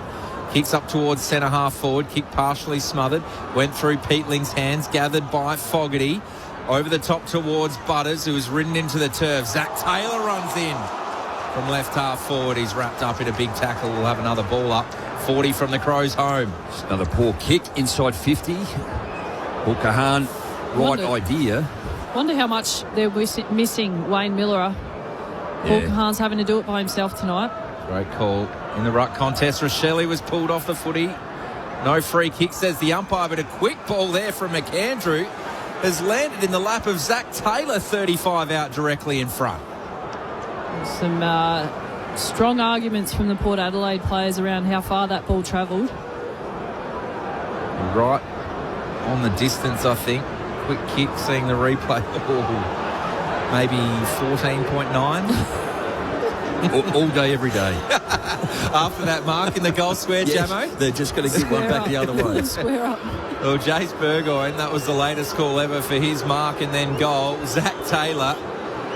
They need this is the ultimate understatement. And the young fella, Zach Taylor, steps up and delivers. Keeps the Crows in it. They're 8-4-52. Port 12-13, 85. 28 and a half gone in the third term for ABC Sport. This is Showdown 60. Well, we've seen a little change for the Crows having Rochelle inside. They've changed that back again now. So it's Berry, Soligo, Dawson, McAndrew for Adelaide. You just get the sense it's now or never. Jamo. Yeah, look, they're starting to win the football back, but again, it's just wasteful. So Adelaide 13-10 inside 50s too. The contested stuff has been all Port Adelaide this quarter. 33-24. Clearance is still 10-3 in favour of Port Adelaide. It's funny how much they loved Josh Rochelle on ball to start the year, and once Rankin got in, even when he got injured for the 3 weeks with the calf, they decided not to go back. Tonight would have been the perfect reason to do so, and they're just not committing. 13 inside 50s this quarter. Port Adelaide for 4 goals, 7. Tap down, Soligo misses his target. Wines is there, gets it out for Port. Drew to Butters, shrugs off a tackle. Disposal 29, inside 50 to Bannett, clattered into the other way by Laird, and that will be front-on contact. Rory Laird did not have eyes for the ball, and Bam Bam gets the set shot from 40. Great kick from Zach Butters, and why the Crows aren't tagging him is beyond me. Letting Horne-Francis and Butters run their own race tonight is damaging Adelaide. A wonderful kick inside 50. 29 touches, 11 clearances, 600 metres gained for Zach Butters as he eyes what could be another showdown medal. Xavier Bammett with a set shot. Crosses the paint of 50. First ever showdown, misses very wide right. It's actually out on the full. Port by 33, closing in on three-quarter time. If I'm his goal-kicking coach, he needs to go in a little bit quicker. He walks in and then he relies on his kick, and he overkicked it. The Crows are over handballing at Jamo. They've turned it over. Quick kick from Butters inside. He missed Vicentini. That's rare. Coming, got it to Keane. Steps inside towards Hawkahan. Now Berry with some run. Behind Laird in the handball. He's a true centre half back. The Crows cross ball to Cook. Handballs now to Nankervis at the logo. Short ball to Fogarty. He's missed the target. Lasso free. This is where the Crows are missing Wayne Miller. If he's the overlap run there instead of Nankervis, that ball's going inside 50 and there's a set shot for Adelaide. The ball use, as you guys have mentioned throughout, has been poor from the Crows. Free kick, Port Adelaide. Burn-Jones down the line, roved, handball towards Bammett for Port Adelaide. His kick did not favour Vicentini. Keane went with the one hand. He's fumbling! He's fumbling in the pocket now. He's tackled over the boundary. This is rare. We rarely see this from Adelaide. Fumbling, bumbling. They're feeling the showdown pressure. And the Power have brought it all night. They're up by 33 points. And who else but Zach Butters to get stuck right into him as well. They're letting them know all about it. Tossed in.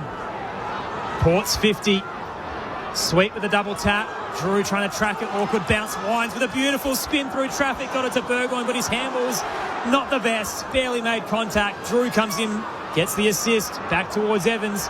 It's Georgiades zigging and zagging. Saturday Night Fever as he dances and dodges outside of the arc and then gives it away. Saligo for the Crows to left half back to Peatling.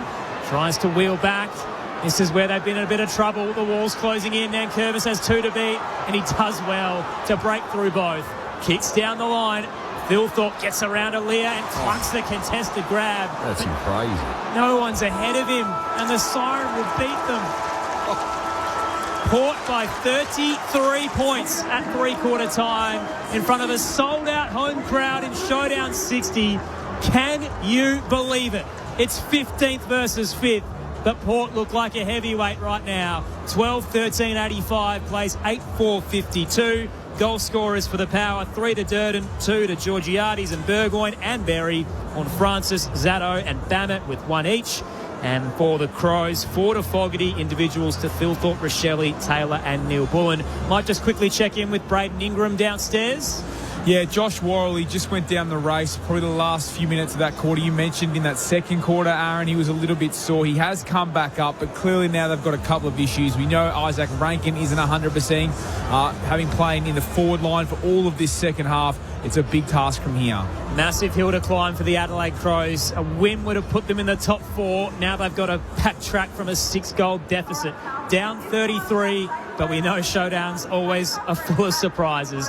On ABC Local Radio, News Radio and Sport Digital, it's Saturday Night Footy on ABC Sport. Some chase the story. We'll be interviewing some of Australia's most famous faces. And some are the story. Hello, beautiful people. The piano, the assembly, and race around the world. This is fabulous. I loved it. Great storytelling on ABC iView. This is the 2026 AFL Premiership season with ABC Sport. Xavier Bammett. He's 20 metres out on a 45-degree angle. Strolls towards goal and kicks it. X marks the spot for the start of the second half of the showdown. Lukosius with some time. Gets right underneath the towering kick into the 50. Georgiades caught behind. Whitlock flies, knocked it down. Swarming and snapping a goal with Zato for his first in the AFL.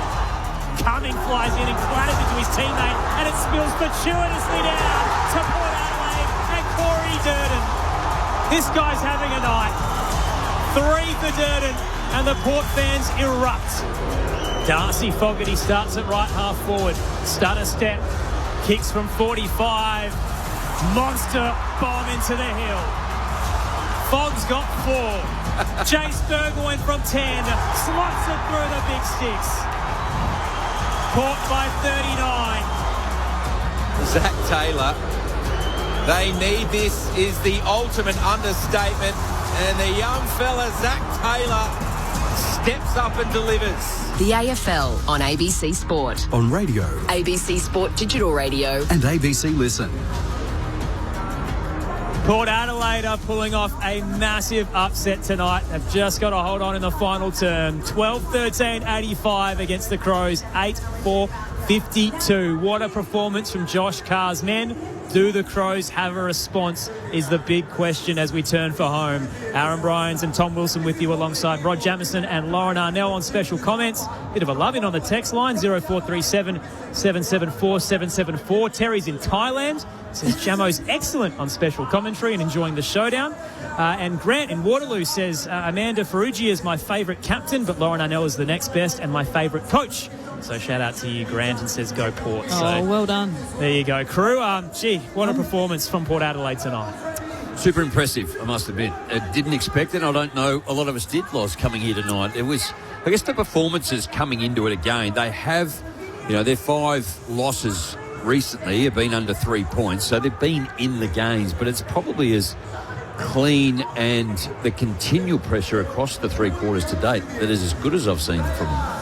Yeah, look, Jamo, I've got some strong thoughts, if I'm honest, and I didn't think Port Adelaide would get near the Crows tonight based on what I've seen from Adelaide in the last month to 6 weeks, but what I'm seeing tonight is very disappointing from my perspective watching Adelaide and incredibly inspiring from Port. I think Josh Carr, what he's done with selection, playing Lukosius on a wing, naming Visentini to square up the tall defenders for Adelaide, and Zato and Bammett being the Bash brothers in the front half without Pal Pepper back yet. I think it's a masterclass from Port so far, but for the Crows, why they haven't tagged Butters or Horne-Francis to this point of the game is wild to me. And no Miller, understand if he's had some hamstring awareness, let him have a rest, but that's been a massive hole for them tonight, leaving everything to Hall Kahan and a little bit of Rory Laird coming off half back, but they're not playing the game that's in front of them.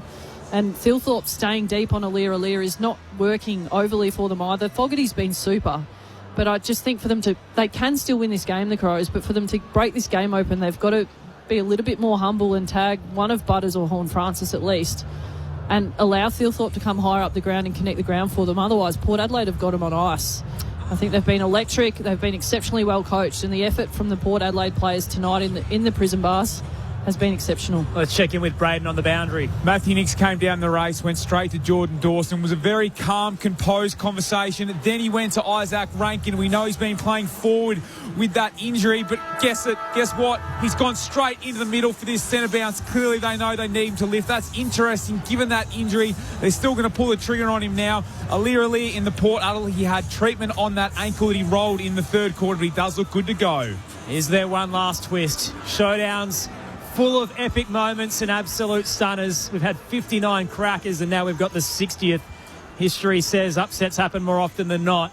Only 61% of the time is the favourite one. Tonight, Port Adelaide trying to continue a trend.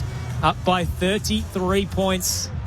We'll see what we've got in store in this final quarter, Rod Jamison. Well, I think Adelaide are going to have to kick their total score as it is right now to get over the top of Port Adelaide, and the way they're playing, their decision-making with the football in hand going forward, their execution is poor. The pressure that Port's applied, they've been fumbly. I just can't see it happening, unfortunately. I mentioned the tag on Horne-Francis or Butters. The Crows have gone with Dawson, Rochelle, Rankin at centre ball up here, which, to your point, Jamo, if you're going to score, all your best players around the footy, get your hands on it. 30 for the night for Butters. So the last 7 showdowns, he's been prolific. Here we go. Final term underway. McAndrew down. Rankin's first to the footy. Tackled by Sweet. Got it out. Was it clean? Umpire says yes. Nankervis uses McAndrew. Bammett's on his tail. They're under so much pressure right now. Dawson will give it away. Handed it to Richards, but he missed his boot. Off the side, it tumbles over. Lasso free kick to the Crows. They're at left half back at the moment. Bringing it in, Rory Laird. Centre pass to Nankervis and down the line to Rankin. Zach Butters as well. This will be his 15th straight game being in the top 5 in champion data ranking points. Record 16. Down the line, kick no good. Rankin just banged it to left half forward. Sweet uses the body to get in front of McAndrew. Port have it at right half back. Lead is 33. Assesses his options and goes long towards Visentini. Led over the top with the spoil. Lukosius with the rove. Up inside the forward 50. Georgiades coming out fast. Socket it back towards Joe Richards, who finds Horne-Francis, who rolled forward. And he marks 40 out on a 45-degree angle away to the right. The story of the night so far, Jamo. Crows really poor, exiting D50 and Port Adelaide. Really clean. Nice pick up from Richards and the composure to find Horne-Francis, who snuck forward and read the play before everybody else. Normally should be same, but different, but it's the same. Horne-Francis coming up for possession number 22. Already has the goal tonight. Having a career best year. And his partner in crime, Zach Butters, dominant through the midfield. In comes Horne-Francis. A big drop punt. Away to the left. A few opportunities to bury this game. They've yet to do it. 12-14-86. Adelaide 8-4-52. 2 gone. Final term. Quick exit from the Crows. It should have been reeled in by Rochelle. Gets another chance. Durden right beside him. Gathers, rush the kick, gives it away. Logan Evans edges Keys out of the drop. Intercept for Port Adelaide. True centre wing, eastern side. Evans back towards the 50. On a run is Durden. Rochelle gets in front of him. Free kick for a hold going way back towards Worrell. Vicentini, the offender. He sends it to the defensive goal square. Crows down 34. Showdown 60 on ABC Sport. Mark Keane calls for some options. Brave. And swings it with a flaring kick to the spine, and it won't work for Dawson. It's too wide. Drew traps it. Got it to Butters. And surging by is Jason Horne-Francis. Goal umpire a little unsure. But there's the roar to confirm it. The Hornets got a double. Port by 40 in Showdown 60. 13-14-92 to 8-4-52. 3 played. Final term. What a strike from Jason Horne-Francis. I think it might have... They're all sort of hanging around here. Now we're sitting here watching the replay behind the goals, and it's gone extremely close to the post. I reckon it's hit the padding. Mark Keane has not moved. Yeah. Good shout, Jamo. It looks like it's grazed the padding on the replay. Interesting the field umpire didn't come in to ask the goal umpire, who paused. They just kind of let him go for it. Well, he was actually... And it's a clear spike on edge. How am I going to be an umpire here? Well done. I'm going to say, mate, look where he is. He had to get to the other side of the post to see it go over his head. So minor score, Port by 35. So everyone paused, even in the celebration. I mean, I don't think Horne-Francis thought it was a goal either, but it gets paid. Now, Keane wanted to play on. He's getting delivered a different footy, the one that was in the middle of the ground, not the one that was in the esky behind the back. Call out to David Roden, Cheese Roden, the happiest goal umpire in the AFL. Keane long down the line. Lie! Wow. You just got to love the way you lie. Stop that. Goes inside the forward 50. Roving contest, free kick the way the Crows. Where did that come from? I'm glad you're with me. It's a great song. No arguments there, just what a throwback. Bringing out of defence is Michael Annie for the Crows. Lies there again, Sweet over the top, lays the tackle on Taylor. Forward handball up towards Neil Bullen. Tackled by Zirk Thatcher. Butters came in over the top. Dawson grabbed it to Fogarty. He's moved down from behind by Joe Richards. Free kick put in. Gee, they're on the hunt tonight. Fogg got through one, couldn't get through the second. Richards heads wide on a 45. Aaliyah has it right in front of the benches. Port by 35 points. Still 16 to go in Showdown 60. Aaliyah towards the 50. Front position, courageous from Taylor. 2 coming behind. Both got a fist in. Front and square, Drew. Spun a full 360 by Dawson. Got it out. Nankervis uses Keane for Adelaide. Kick had a little fingertip towards Taylor. Now he's under duress. Drew buffets him off it. Richards gathers for the power. Gets it to Butters. Tried to squeeze the kick across. Taylor gathers. And Drew might have actually concussed himself here. He's run straight into Cook in back play and bounced back towards the turf. Thankfully, he's on his feet. Port go back inside 50. Rory Laird on the bounce, though. Shoots the handball wide. Michael Annie right back pocket. Kicks up towards the broadcast wing. Aaliyah gets in front. Couple of flyers out the back. Port have options. Burgoyne gets it to Ware. That's a shocking kick. He had more time than he thought, and he's kicked it out on the full. Free kick Adelaide, down 35. So, Nankervis will have the footy. Doctors are waiting to go check on Willem Drew as well. Short ball to Rankin. Right half back for Adelaide. Dangerous ball. They've been told to take risks and they're taking them. Turnover coming here. Lukosius socketed it towards Durden. A couple of Crows plays in there, one of them being Curtin, the other Ball Ace. We'll have a ball up. True centre half forward for the Power. 35-point margin.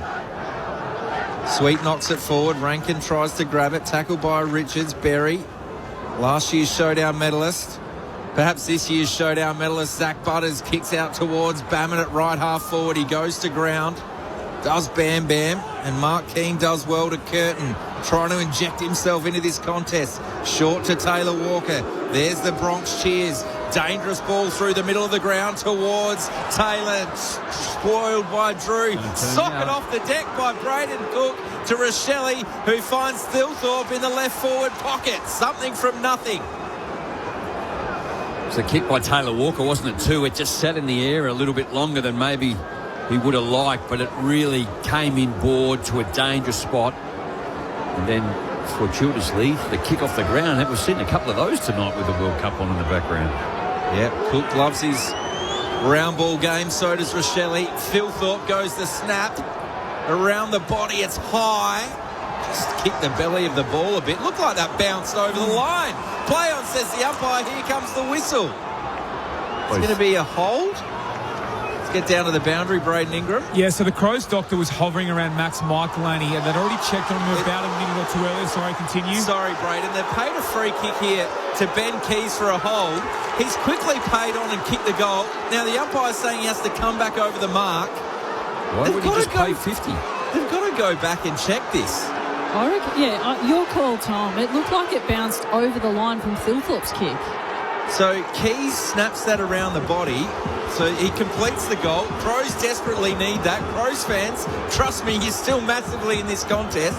9-4-58, Porter 12-15-87. But there is drama down here at the Riverbank end. The Port fans are bemused. The players are bemused. Here's the replay. It's bounced over the line. Are you kidding me? I saw one of those at Glenelg Oval too today, and it bounced out, and then Sturt kicked a goal. So that was clearly over the line. They've kept playing. They haven't stopped the play. In the meantime, they've paid a free kick to Adelaide, and Ben Keys has kicked the goal. So wouldn't this be smart if they just take the footy back to the square and Port Adelaide have it and kick in? I don't think there's anything they can do. Like, Ollie Wines is begging the central umpire. There's nothing the central umpire can do now. Port by 29. That's staggering. McAndrew out of the middle. Handball sharked. Butters gets it out to Wines. Quick kick inside 50 for Port. Losing his footing is Vicentini. Fist comes in for Whitlock. Pouncing is Georgiades. Caught that. Who cares about the score review when you can go end to end like that? Port by 35 once again. 13-15-93 to 9-4-58. So pandemonium in one moment, elation in another.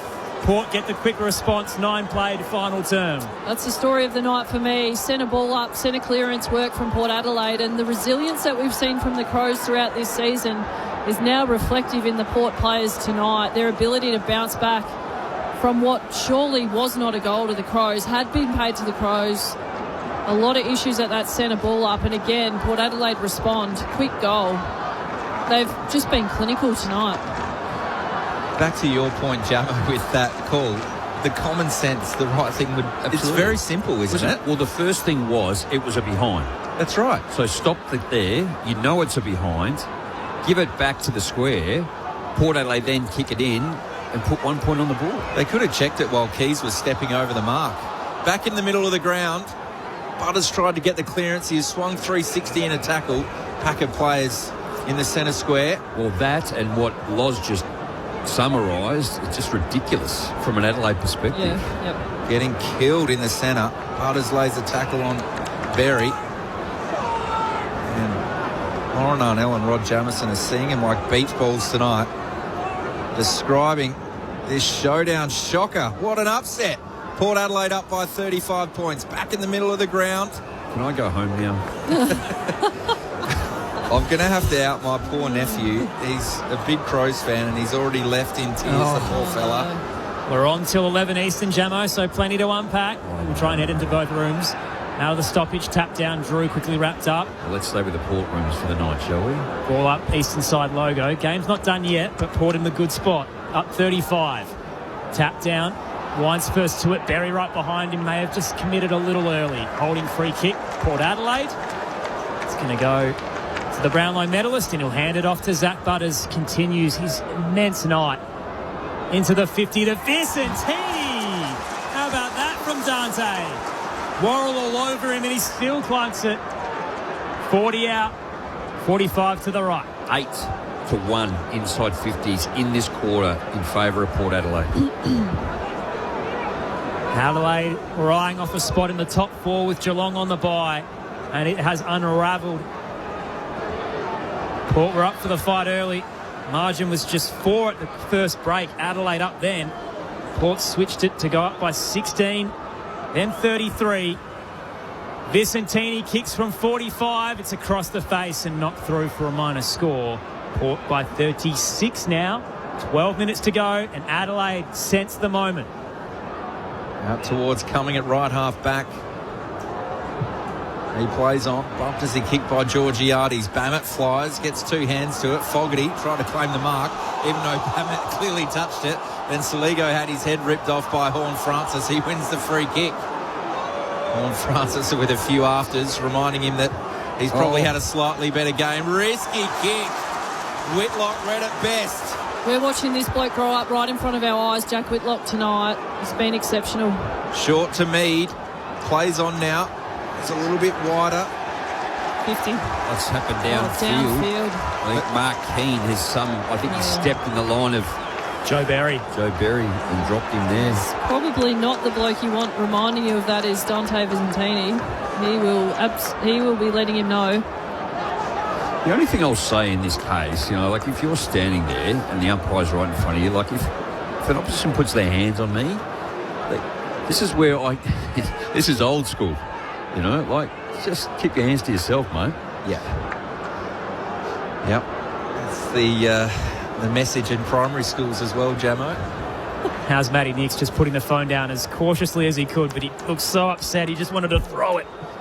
Jackson Mead gets the free kick, 25 out. And he couldn't seal it. I mean, that is as much of a sitter as you'll ever get.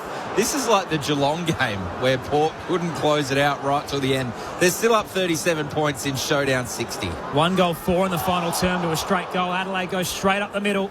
In the centre square, it hits the deck. Berry on hands and knees, shoots the handball wide. Dawson dukes it out towards Keys, then releases Saligo up to left half forward to Walker. Plenty of space to think about his entry. He's waiting for some options. Decides, stuff it, I'm going to go. Vintage text from 60 to the goal square, and back with the flight. It's marked. Neil Bullen could have left it to go through. Takes the mark instead, but they're going to give it to Port Adelaide. Willem Drew was bowled over in the back. As Neil Bullen took the mark. My goodness. And that is the cherry on top of a frustrating night for the Adelaide Crows. Exiting kick to right half back. Comes down. Couple of tackles. Will get a ball up on the paint of attacking. 50 for Adelaide. Replay coming in now. So Neil Bullen clear cut. Fogarty with the hip and shoulder. Gives away the free kick. And then Horne-Francis. So from the clearance, left half forward. Burne-Jones, and they've managed to keep it in. No, it's going to be a throw-in. That had no impact on the contest whatsoever. It shouldn't be a free kick. Andrew Dillon, seriously, this is an adult game. Like, goodness me. Like, talk about why the umpires, everyone gets frustrated with them. Probably the leveller, Jamo, after what we saw earlier. Thilthorpe grabs it out of the ruck. Rides a big tackle. Jumped over the top of Horne-Francis. Saligo's there. So is Rochelle. He soccers it forward and Wines is happy. Let's go to Braden Ingram. So Jason Horne-Francis and Josh Rochelle have been trading words for about a good 90 seconds all over the ground, and then Thilthorpe just absolutely crashed into Horne-Francis. He's enjoying the power stud. He's lapping up every moment of this likely win. Well, they're under their skin, aren't they? Not just on the scoreboard. Wines thrown to the ground by Saligo. We'll have another ball up. Left half forward for Adelaide. Port up by 37 points, 50,000 in the house. Shout out to the fans, considering they were 15th walking in, undermanned. And underestimated out of the stoppage. Adelaide with a handball chain. It's a low one for Walker, though he can't get down. And as he looks to gather, he's wrapped up in the tackle. Gee, Paul are all over them. They've been rewarded for their commitment tonight. Hill jam-packed. Tossed into the air. Thilthorpe down. Looking for Saligo. Runs out of room with Wines behind him. Shout out to Ollie Wines as well. There were some big questions around him after the management last week. And Josh Carr's quotes that he's uncertain about his future, but he's looked good tonight. Shelley and Horne-Francis just at it, pushing each other in the chest. Port by 37. Tossed in. Thilthorpe down to Rochelle. Tried to squeeze a handball through traffic. It's smothered by Burn-Jones, who falls into the footy. Crows ask the question, but won't get the reward. Ball up. 40 out. Adelaide inside 50 at the moment. Thilthorpe and Visentini. Burn-Jones picks it up. Gathers. They'll be happy with this, Loz. I just can't stop thinking this is just such an exceptional game of footy for Port Adelaide. They've been clinical. Horne-Francis was bursting through the pack, got taken high, and he actually umpired that himself. He stopped, and then the whistle came maybe 5 seconds later. They were disallowing a goal from 5 minutes ago.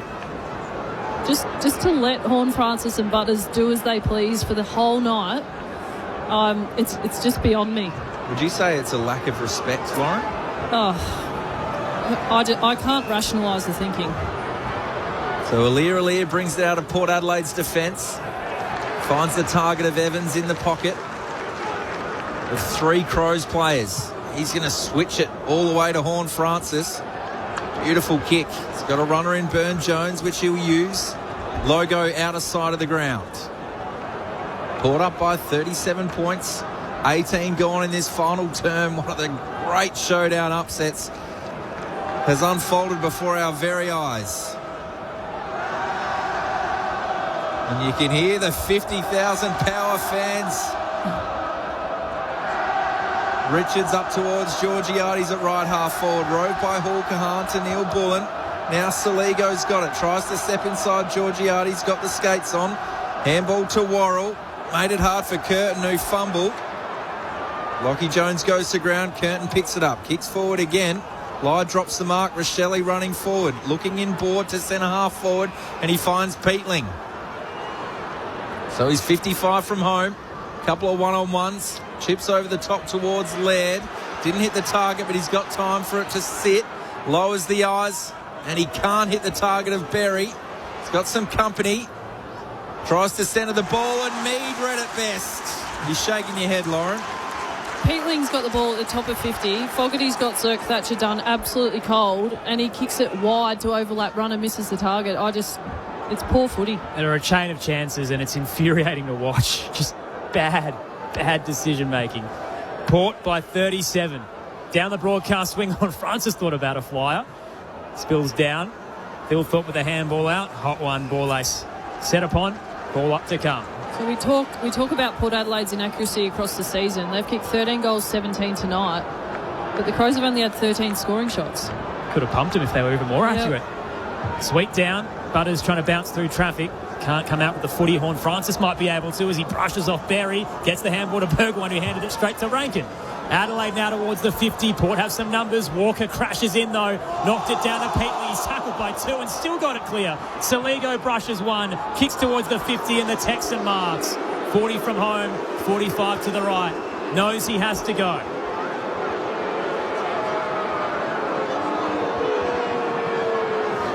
Saligo was good on that occasion too. Just to stay calm with the footy. Take the tackler on. Get around. Taylor Walker races back and then gets into his routine. At right half forward, crowd against him. The Texan in his 27th showdown, maybe his last. Kicks it starting left. It's coming back a bit, but not enough. Another minor score. Port by 36 in showdown 60, and there is 6 minutes to go. 2 behinds, Taylor Walker tonight. Lockie Jones brings it back in to Zirk Thatcher, who's in his first game of the year at AFL level. Certainly put in a solid performance. Kicks down the line looking for Horne-Francis and finds Richard at the back of the pack. So Richards marks. Defensive side of centre wing, members side of the ground. And they can just soak it up here, Port Adelaide. short to Mead. 13-17, 95, 9-5, 59. They've doubled them in scoring shots. Absolutely dominated this game. Scoreboard's probably being nice to the Crows. And look at Horn Francis rise. Marks in front of Rankin. His energy tonight has been off the charts, hasn't it? Goes to Lai, who works it all the way back to Jones at centre half back. Lockie Jones had a big task tonight with the undermanned back line. This three-headed dragon has been quelled. He links up little 1-2 with Darcy Byrne-Jones as they run down the clock. Still plenty to go, though. Port by 36. Into the centre circle. Josh Lai moves it wide to Jack Lukosius, who looks like a new man. Little scare in the first couple of minutes on the bike, but looking all right now on the wing after rupturing that Baker's cyst. Heads towards the 50. Body work from Sweet as he outmuscles McAndrew. He's had a rough night. Jordan Sweet points for home and says, let me have a crack. He looks to the benches just to check the time and make sure he's doing the right thing. It's Jordan Sweet's 50th game for Port Adelaide tonight. It's been a very, very good game of footy from Jordan Sweet. Steps in, plays on, desperate diving smother. Well done there by McAndrew. Ball ricochets into the 50 and Ware lays a tackle to hold it up.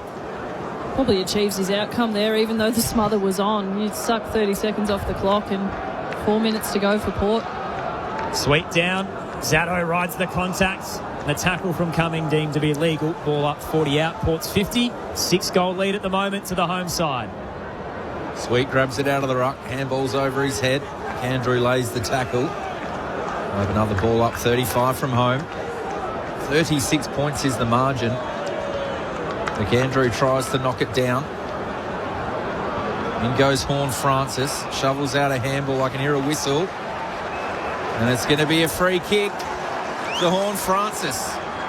40 out, 45-degree angle to the left. You put your head over it. You want the footy more. It's probably been the story of the night for the Power. Absolutely has. So he's gone through.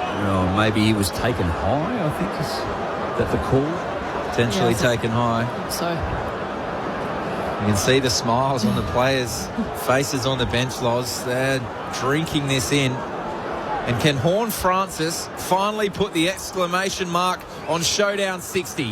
Horn Francis from 40 metres out hits the post again. They just don't want to do it. 13-18, 96, 9-5, 59. That's a 37-point margin. There's only 3 minutes left. The Crows could have gone into the top four at the start of this evening with a win. And they'll have a lot to think about after this. Horn Francis has kicked 3 behinds in this last quarter alone. Hugo Hawker-Hahn finds Sam Berry broadcast side logo. He uses Taylor Walker at right half forward. The crowd just gets louder every time he touches it. Little sidestep on Byrne-Jones. Walker into the right forward pocket. Crows outnumbered, but it might work. Taylor with a gorgeous handball to Fogarty, and the check side from 20 for his 5th of the night. It is the 4th time in his career that he equals that career high. A handful for the Fog on a rough night for Adelaide. Margin back down to 31. 13-18, 96. Port Adelaide, the Crows 10-5, 65. 3 minutes to go on ABC Sport. Well, Jamo, if there's one Crow that can hold their head high walking off the ground tonight, it's got to be Darcy Fogarty. 4 goals in what feels like a heavier loss than the scoreboard suggests. Yeah, I agree. So I'm sitting here really surprised as to the performance Adelaide have put out on the park tonight. Even though Taylor Walker was able to get separation and then swing back, just the kick inside 50.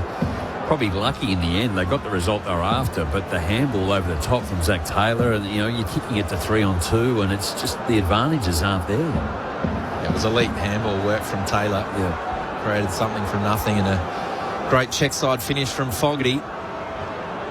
Back in the middle of the ground, knocked down towards Butters. Tried the overhead handball towards Horn Francis. Falls in the lap of Dawson. Goes on the right boot. Completely misses Neil Bullen.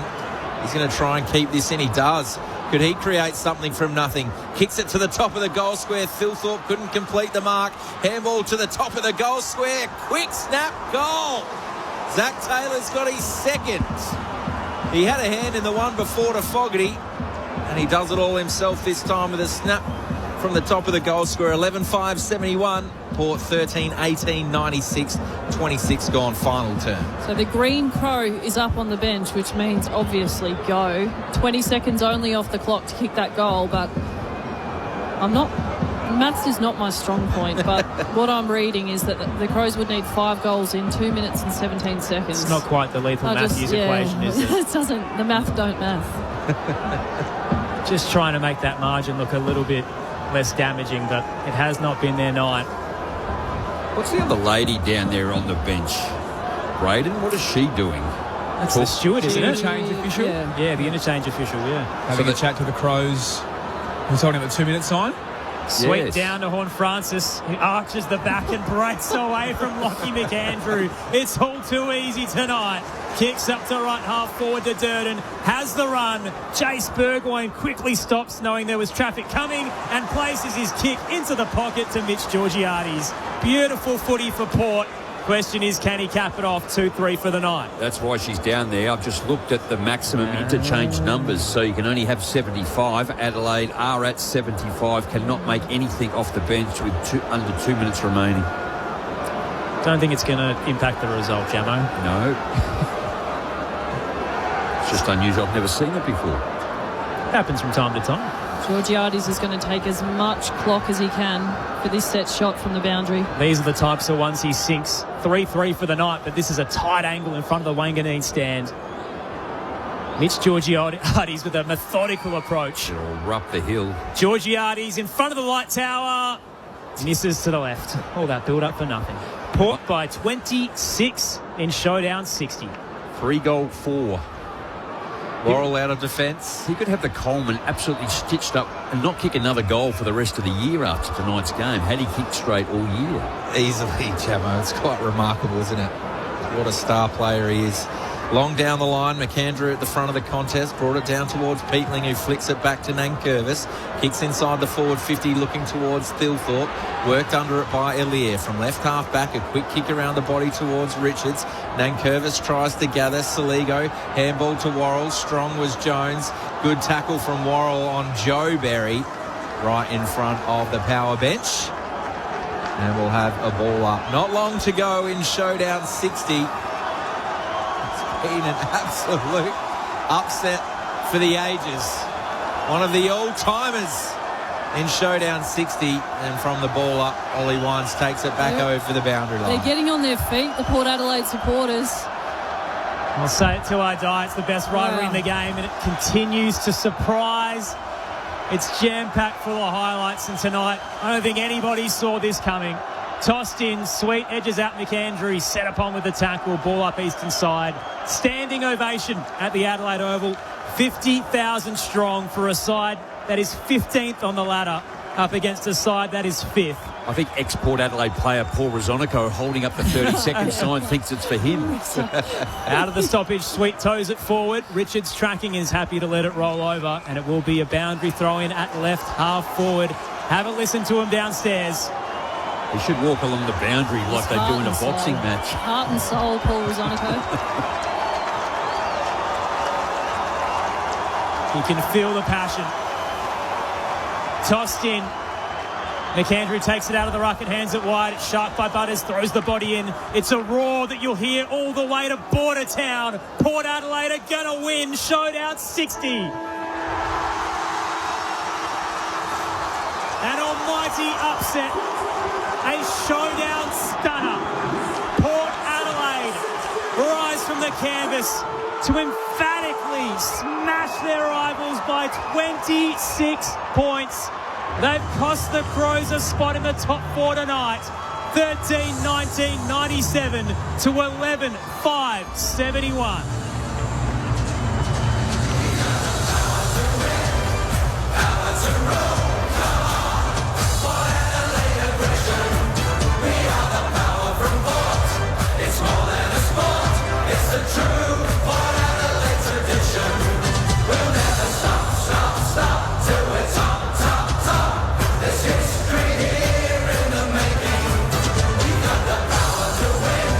We'll never give in till the flag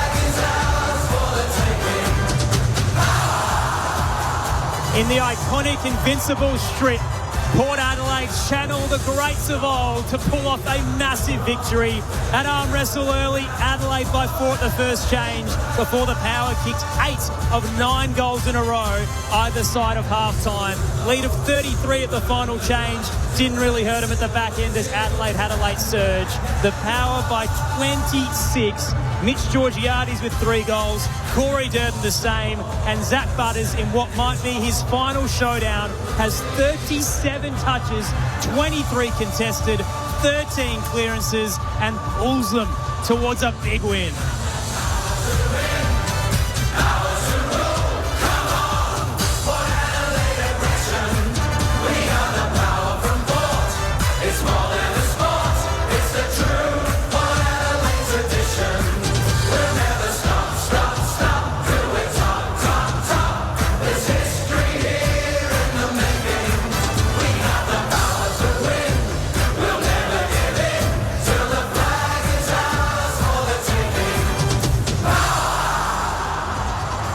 Another massive night in the great state of South Australia. Rod Jamieson, Lauren Arnell to unpack it all for you on ABC Sport. Mate, I feel your pain, Jamo, but as watching this Port Adelaide crowd lapping up an incredible win, and you just think about what the footy club, the players, Josh Carr, he was one of the first out there on the ground. The fans getting into a standing ovation and the tough challenges they've had this season with injuries and close losses. This win in this showdown tonight is the blueprint for the future under Josh Carr. And for mine, it was an absolute masterclass from Port Adelaide. And coming in through the week, you think the Crows, where they've been at, what we know they're capable of as a team, what they produced tonight was well below standard. And Port Adelaide, in comparison to the rest of the season, Jamo, have just been exceptional tonight. I'm looking forward to debriefing the whole game. I think from selection, stretching the Crows in that sense was a masterclass from Josh Carr and his coaches, and the execution from the players was just outstanding. And Butters to have 700 metres gained. Jahorn Francis absolutely dominating the whole game despite the inaccuracy in front of goal. It's an incredible win for Port Adelaide, and if you're a fan listening to us on the radio, I hope you're still smiling, and I think you will be until at least midnight tonight, because that's heart and soul Port Adelaide, and it does the prison bars justice for the footy club, and they will enjoy this one. I think from an Adelaide perspective too, the last 7 weeks have been exceptional. They went down to Hawthorn by only 9 points, but their performances across the last 7 weeks. But they really let themselves down tonight. You go back to round 7, Brisbane, they got beaten up there by 52 points, albeit the margin wasn't as significant tonight, but they just got beat up around the football to the contested, the pressure that was applied, and Adelaide weren't able to deliver the football like they know they have. And I think that's the question marks if you look at last year and reflect, and the rest of the teams now have a serious good look at how to dismantle. Port by 26 points, I should say, in showdown 60. We're about to find out who won the showdown medal tonight. Jared Walsh standing by. A few players in contention tonight. Mitch Georgiades with the 3 goals for. Jason on Francis, 29 touches, 10 clearances and a goal. Zach Butters with every day. 37 touches. I was trying to at least make it a little bit exciting, but 13 clearances, 23 contested, 7 tackles, 11 inside 50s, 15 first possessions. Metres gained is wild. Like those. What's he at? 704. Yeah. Like I've seen quarters of footy that's 1,200 for a team. Let's head downstairs with Jared Walsh. Between the Port Adelaide Football Club and the Adelaide Football Club. Tonight's voting of the Showdown Medal has been carried out by a panel of industry experts. I'd now like to invite Wyatt Simpson, who is a variety grandchild, to present the Showdown Medal awarded to the best player on field. And the winner of the Showdown Medal by a unanimous vote of the Port Adelaide Football Club, Zach Butters. Two-time Showdown medalist, has the record for the most touches in a showdown way back in Showdown 56. And has backed it up tonight with 37 touches as Port Adelaide get the job done by 26.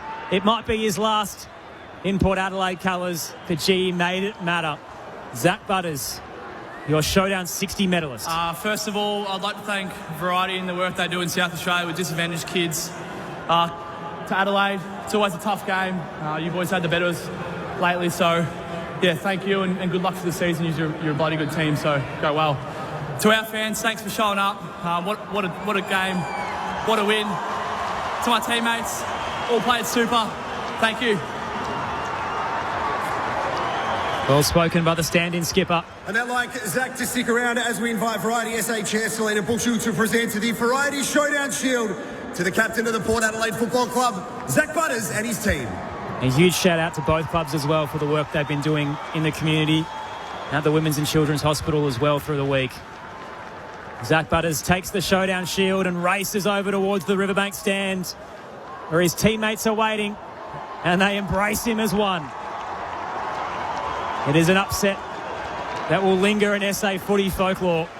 Not quite the greatest ever, probably still Showdown 15, but gee, it was close. 15th beating 5th, Port by 26 on the night. Zach Butters, your medalist, Rod Jamison. Too easy in the end, wasn't it, as well? I don't know if he wasn't straight into the game early. He really built up into it too. So if I just have a quick look here, what did he have in the first quarter? Oh, yeah, he got going. He had 11. Not a bad start. No, well, they actually tape it off, Jamo. Yeah, if he had it gone at that rate, well, he almost did. But, look, I mean, we know what class he is, and he's been talked about a lot for all those reasons. And, geez, if you can do 10 things out of the 10, if you can do 9 really well, and the one knock on him and he doesn't kick enough goals, he certainly sets you up to present and provide others to have that opportunity and the score involvements that's involved in. Like, he's just closing by speed on the opposition, but his ability to win the football and then get away from the opposition too is elite. So, and for a diminutive little man with a very, very big mouth, Loz, he is an exceptional player. I'm finding it hard to put into words how incredible Port were. I think, I know we can talk about the Crows and how disappointing I think their game was. I don't think they played the game that was in front of them. They didn't adapt to Butters and Horne-Francis dominating the game. But for Port Adelaide, I think they'll enjoy tonight. Let's say that. I think the ability to stretch the Crows' weapons and minimise the impact of the Crows' run off half back and absolutely dominate clearance. It was clinical. I mean, the context is average age of 24 tonight. This is a side that is littered with injuries, undersized in the back line without Radaglia. I don't think anybody tipped them, to be honest. I know the official tipping site would have been 80-20 the way it was panning out, and that's generous. And yeah, they've done it through the year, Loz. There have been flashes of brilliance that have showcased that Josh Carr has them on the right track. They've beaten Geelong. They've been very close to some other heavyweights. And in between that, they've had some poor performances, mostly on the road. But really, the foundation is there. But unfortunately, the narrative will come back to, look, if Butters stays or goes, do they go backwards or forwards? Because really what he's doing is, shaping a game plan that is ready to really beat the best in a few years' time. Yeah, I think that's fair. He's clearly been the best player on the ground. And at the same time, I think, in fairness, you look at a game from Jason Horne-Francis and his last patch of footy has been as mature as we've seen from him. We've always known what he's capable of, but his production in this back half of the year is as good as I've seen him play in a run of games. And his game tonight, the 29, nearly 500 metres gained, 4 shots at goal, and just his ability to see the contest through, not just be in the first moment. He's the guy that's going to be leading this midfield next year. And we've seen some exposure for Richards again inside. I think there's opportunities if Sam Powell-Pepper gets another look at AFL this season, surely he might be someone, if Bammett and Zaddo stay in the team and Powell-Pepper's tank's good enough as he comes back, maybe he's someone that can be that crash and bash through the midfield as well. But I think there's such promising signs. Josh Lai, he's had some really good games of footy. Tonight was his best, 10 marks, and many of them intercept marks. Logan Evans continues to get better. Willem Drew on a wing. There's a lot of versatility we saw from Port Adelaide tonight. They adapted to the conditions far better than the Crows. And Corey Durden, 3 goals too. I think that's his best game. It's his 15th game for Port. That's his best game I think I've seen him play. And you touched on Jack Whitlock, like he stepped up too. So there's a number of players tonight that have actually performed as good as Josh they have. Lai. I loved him across the night. Whitlock and Berry are the two for me who have just grown this season, and Lai is just going to keep getting better. But you should be excited if you're a Port Adelaide fan, not just from tonight, but for what's to come. They're giving the trophy to Connor Rosie to lead them off. He's only played the 2 games this year and is out for the year with that shocking hamstring injury and nerve damage, but he's going to lead them off the field. And hey, never say never. They're only 2 games out of the 10. So, Northland Saints to come in the next 2. The run's not entirely dicey. Port Adelaide will still have some belief. Winners by 26 points here at the Adelaide Oval in front of 50,000.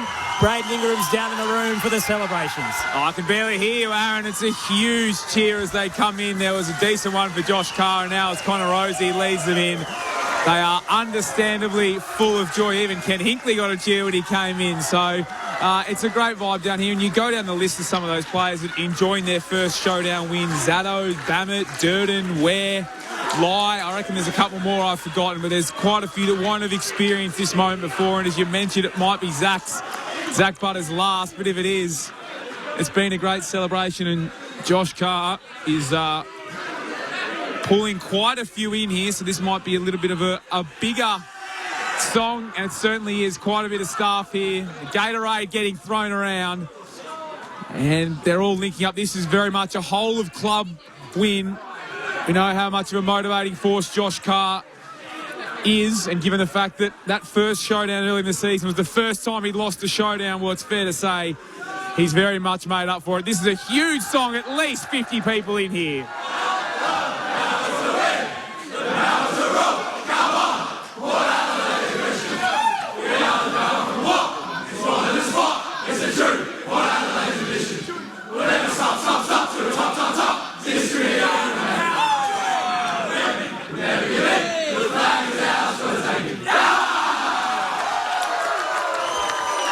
Well, that circle almost resembled a rectangle as we had a swarm of bodies in there, and what a great moment as they hoist the showdown trophy yet again. Jason Horne-Francis and Jackson Mead. It is a great vibe in the rooms, and I'll have some more reaction for you shortly. First ever wins for Xavier Bammett and Mitch Zaddo, and around that as well, we got to see 8 players win their first ever showdown tonight for Port Adelaide. So big night for the football club. Not many anticipated this. Winners by 26 points in Showdown 60. And it was really nice to see the entire staff get to be a part of the song there. Yeah, even you see the dietitian, every single coach, media manager. Well done. It's it takes a lot to win a showdown, and they don't come easy. So I'm wrapped for Josh Carr, his first showdown win as coach, and this young group of players. Yeah, it was a ripping game of footy. I know we've got some heavy Crow supporters here sitting alongside me who fair enough, should be disappointed. There's more to come in the season for you guys, I reckon, and some harsh lessons. We've seen a lot of resilience. I've been a big fan of the Crows, but what I saw tonight, I think the measured, calm approach needs to come front and centre, and without an emotional reaction that's too heavy. Because Port showed up and the Crows didn't, and Adelaide need to remember off the back of this what they're capable of, but also what it takes to produce your best, and I just don't think they were ready for that tonight. I think they should. Josh Carr should do a Ramsgate trophy and actually hand it out to the toughest bloke on the night for Port Adelaide. So I'm sitting in the corner saying, let's just decrease the emotion. Let's go to the Ramsgate. Let's get it up. Well, they do the value player of the week, which they've brought back in, and that is the prison bar jumper. They've had that over the last month or so, and they're all wearing it tonight. So clearly all value players. And the invincible jumper, maybe they need to wear it every week. They are invincible in the invincible jumper. It's an absolute shellacking. It's a belting Port Adelaide gave Adelaide tonight. Like, it's really... Like the clearance work from Sweet, Butters and Jason Horne-Francis, they had 28 clearances between the three of them.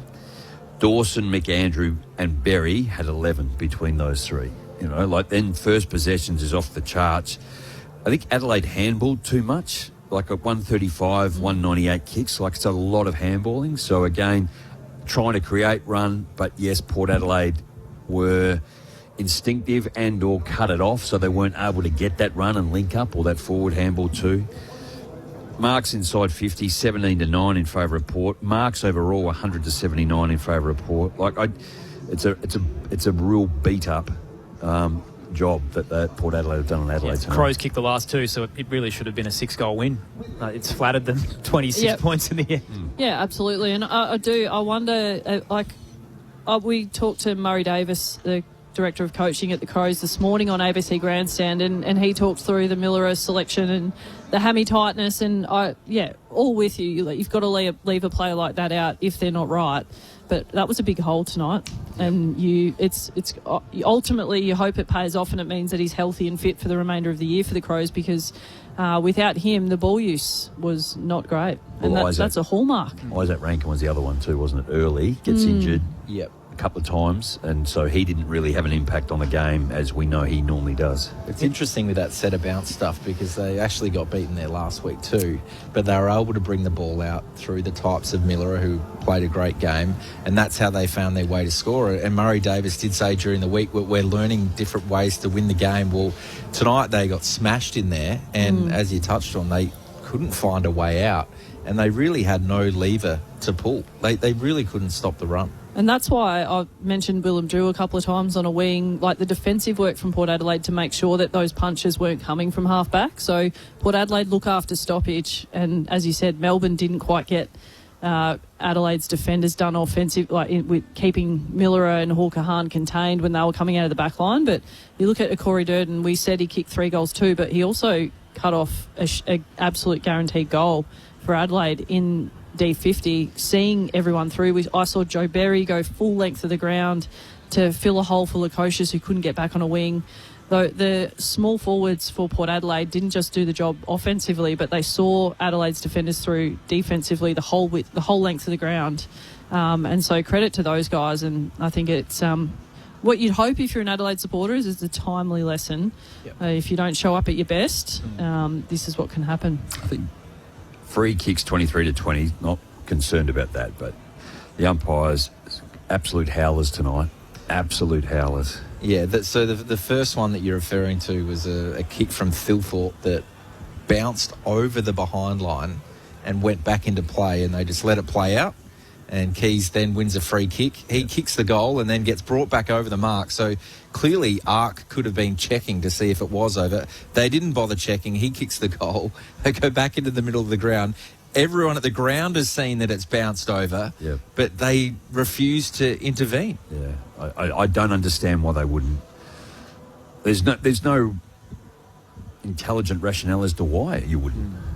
I'm just probably the most egregious we've seen in terms of ARC reviews that have been missed because of the time, as you touched on, Tom, to actually check it and how clear the ball was over the line. So again, we talk about it's 26 points, but in a game, it doesn't have to be late in the game. It doesn't need to cost you a game, but you've got the ability to be able to check and do this to get it right.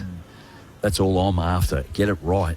And we all clearly saw that they got it horribly wrong, and yet they've continued on and allowed it. And look, thankfully it didn't impact the result in the end. Port Adelaide were well and truly on top of that stage. They got a goal straight back the other way. But, again, that's that sort of stuff. Momentum swings, isn't it? It's a shame too, because Tom and I, off air, I think at half-time, we took the headsets off and raving about how good the game was. Yeah. And both said to each other, the umpires have been pretty good.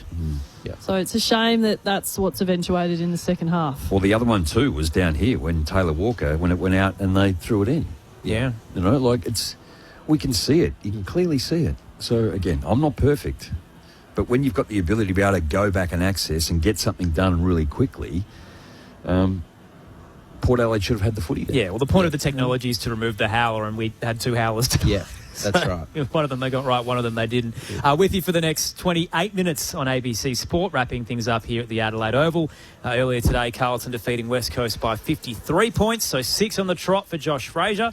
And Collingwood defeating Richmond by 34 points at the MCG, so they move into the top 10 after the Blues temporarily had a spot in there. And Port Adelaide now just 2 games out of it after their win over Adelaide tonight. The Crows lose a chance to jump into the 4, certainly not out of the mix, but it was a golden opportunity tonight to leapfrog the Cats, and now they're actually dropping down. So they started in 5th, now they're in 6th because of the loss. Brisbane managed to pip them on percentage. So the Crows are one behind, and the reigning premiers get closer to a top 4 berth. Missed opportunity. Big missed opportunity tonight, and I'm keen for your thoughts, Tom, as well. I know you're a Crows man, and I'm not a Crows man. You're not a Crows man. I'm not. Where have I got that wrong? I don't know. I think rumours on the street are it's the polar opposite, actually. Oh, my word. Okay, firstly, I apologise. Well, that suggests Heavy to me that apologies. I've got a wonderful poker face, that you wouldn't know that when Cook kicked the goal, in the earlier showdown, and you wouldn't know tonight with a Port complete dominance where I sit. Well, you've got to tell me now. Well, I'm a Port man, but I keep that quiet. Well, he tried to, at least. Well, when you ask me a just sold direct him. question. My jaw's on the floor. No way. As a neutral Richmond you've supporter, I done think that. Adelaide were very poor tonight. But Firstly, sorry. No, that's okay. Far out. That's okay. Jeez. I try and call it straight so you won't No, know you've done well. whichever team I go for. I noticed it all night, actually. You all Port Adelaide through and through. Says Rod Jamison, who bleeds navy blue and gold. Yeah, I think we probably need to hear more of Jamo. And red. All I would say, asking me about that, is that a few of the things outlined during the week, and while the Crows have been on this amazing run, a few of the stats, that centre bounce stuff was really highlighted. So you started the rumour about Josh Worrell then, did you?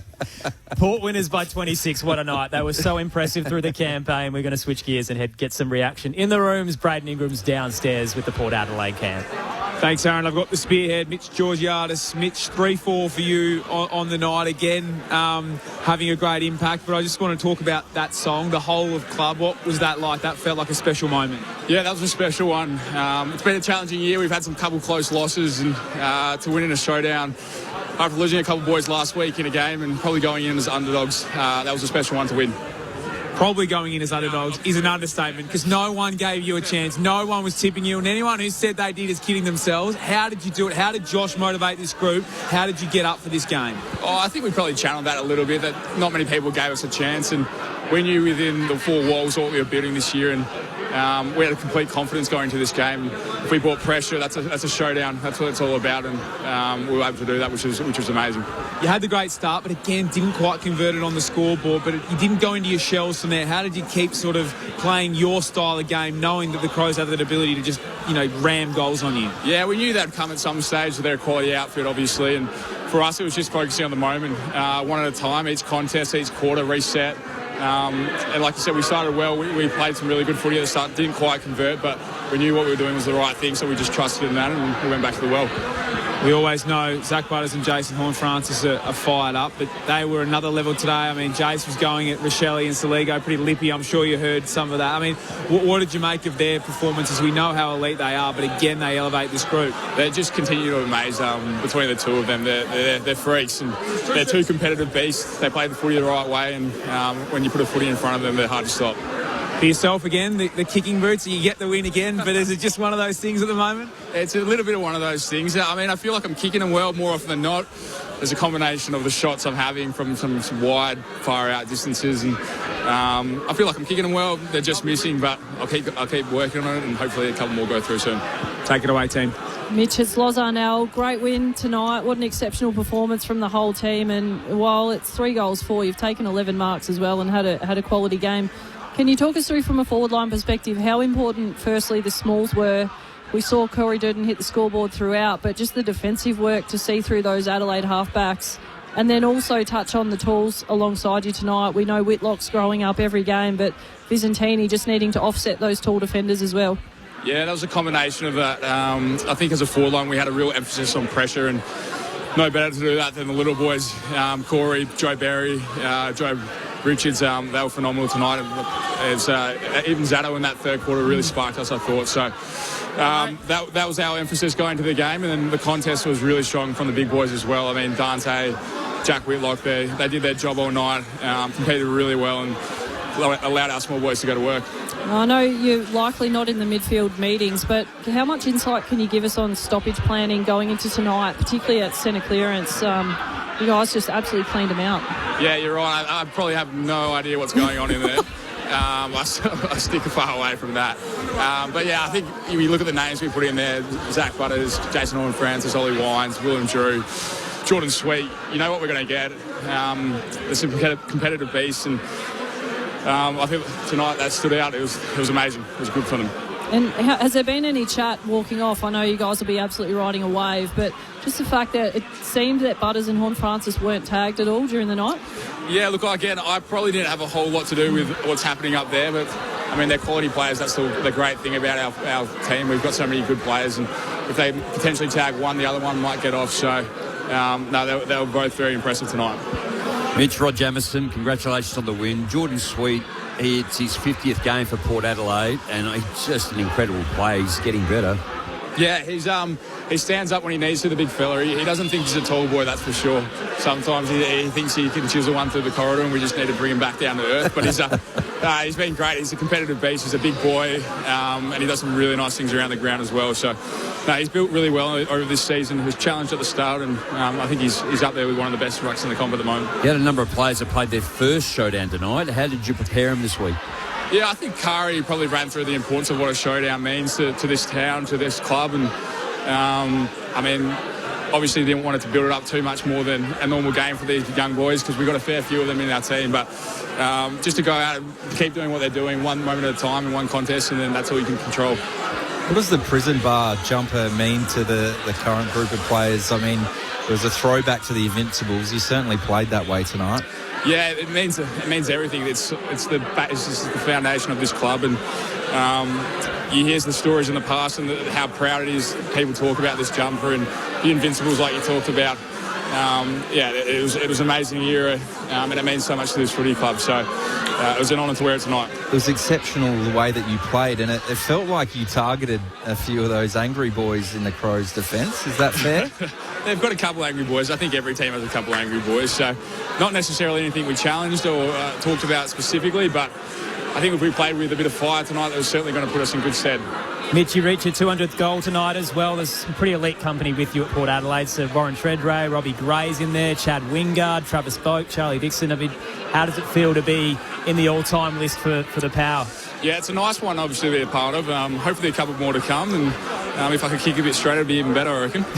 You touched on it earlier a bit there. Is there anything in terms of your setup? Because it feels like you're really nailing the hard ones, but the gimmies are the ones that seem to be hurting you. Yeah, there was a bit of a combination. I think tonight I probably didn't have a lot of gimme shots. There's a lot of shots from 40, 50 out and on a severe angle. So it's a combination of working where I get my shots from, and I feel like I've got a really strong routine. It's obviously probably not showing the reward I'd like at the moment, but I know if I keep trusting it, good things will come. And you're going to have to deal with your dual showdown medalist housemate Zach Butters tonight. I'm sure he'll be up and about and absolutely loose. What are you anticipating from him when you get home? Oh, yeah, who knows? He's not a massive fan of a beer, but I'm sure he'll indulge in a couple tonight. Hey, there's a couple of rumblings as well that he might know where he's headed and has told a few people close to him. Do you have any indication as to where he might be next year?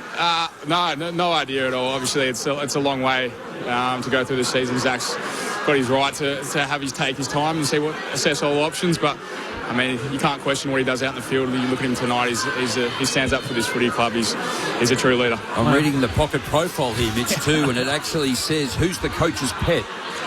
Who's the coach's pet? And this is from Willem Drew. Who is it? Zach Butters. Zach. Yeah. All right, who would make a fortune outside of football in your team? Probably Ollie Wines. He's gone Kane Farrell. Oh, yeah, that's fair enough. What does he do? He likes to invest into random things, so maybe one might hit someday. Right. We're going to save you, Mitch, before Jamo just decides to chew your ear off. Congratulations on the win, and we will see you in a week's time. Sounds good. Thanks, guys. Appreciate it. Well done. Port Adelaide winners by 26 points, and Mitch Georgiades with 3 goals, 4 on the night, and does raise the bat for his double ton. He's the 10th player in Port Adelaide history to reach 200. You can hear the smile through his voice, can't you? You know, like that performance from Port, which I know that we've talked about a lot, but they've had so many close losses this year, 5 under 3 points or less, and then you add in that big win over Geelong, and then, to cause a major upset tonight. I know publicly teams, Lauren and Rod, don't talk about, upsetting their rivals, run into finals, but that would have been a big part of the motivation. Yeah, and I think he mentioned that a little bit with the Josh Carr messaging during the week, and the underdog tag for a showdown suits perfectly. And my confession, I don't know if it's been clear through the call tonight, but I thought the Crows had been by 5-6 goals easy. Yeah. So you've got to love a showdown. I've been squared up with that tonight, fair to say. Yeah. Anything can happen, even at this point of the season. I must admit, I felt like the cliche was over. That sort of form doesn't matter because, the earliest showdown of the year, they're both probably going about the same. Port still had a number of their star players not injured and, the Crows had Dawson out. So that was sort of a fair reflection of where the teams were at. But by this time around, the way that the Crows were going and the fact they'd won 6 of the last 7 showdowns, they'd really owned this rivalry. So it sort of felt like that showdown cliche might have come to an end. So I'm happy it's still alive. I arrived at the ground and got in the lift, and the great Dwayne Russell, ex-Port Adelaide and Geelong player, he came up and he goes, how much is your mob going to belt us here tonight?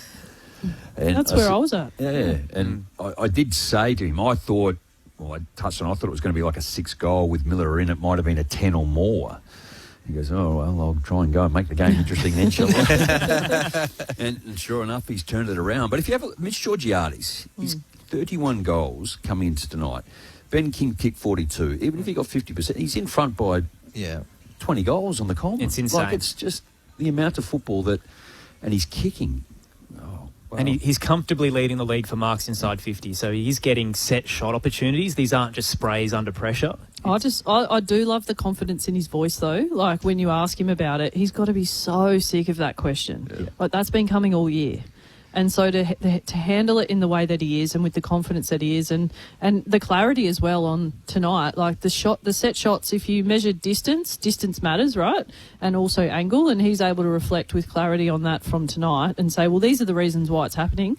The numbers skew if he's getting the footy out wide. And, I just think you got a guy that's generating that many opportunities, 11 marks tonight as well, and the confidence that he still has at this point of the year, despite everyone talking about how inaccurate his goal kicking's been. It's going to set him up really well.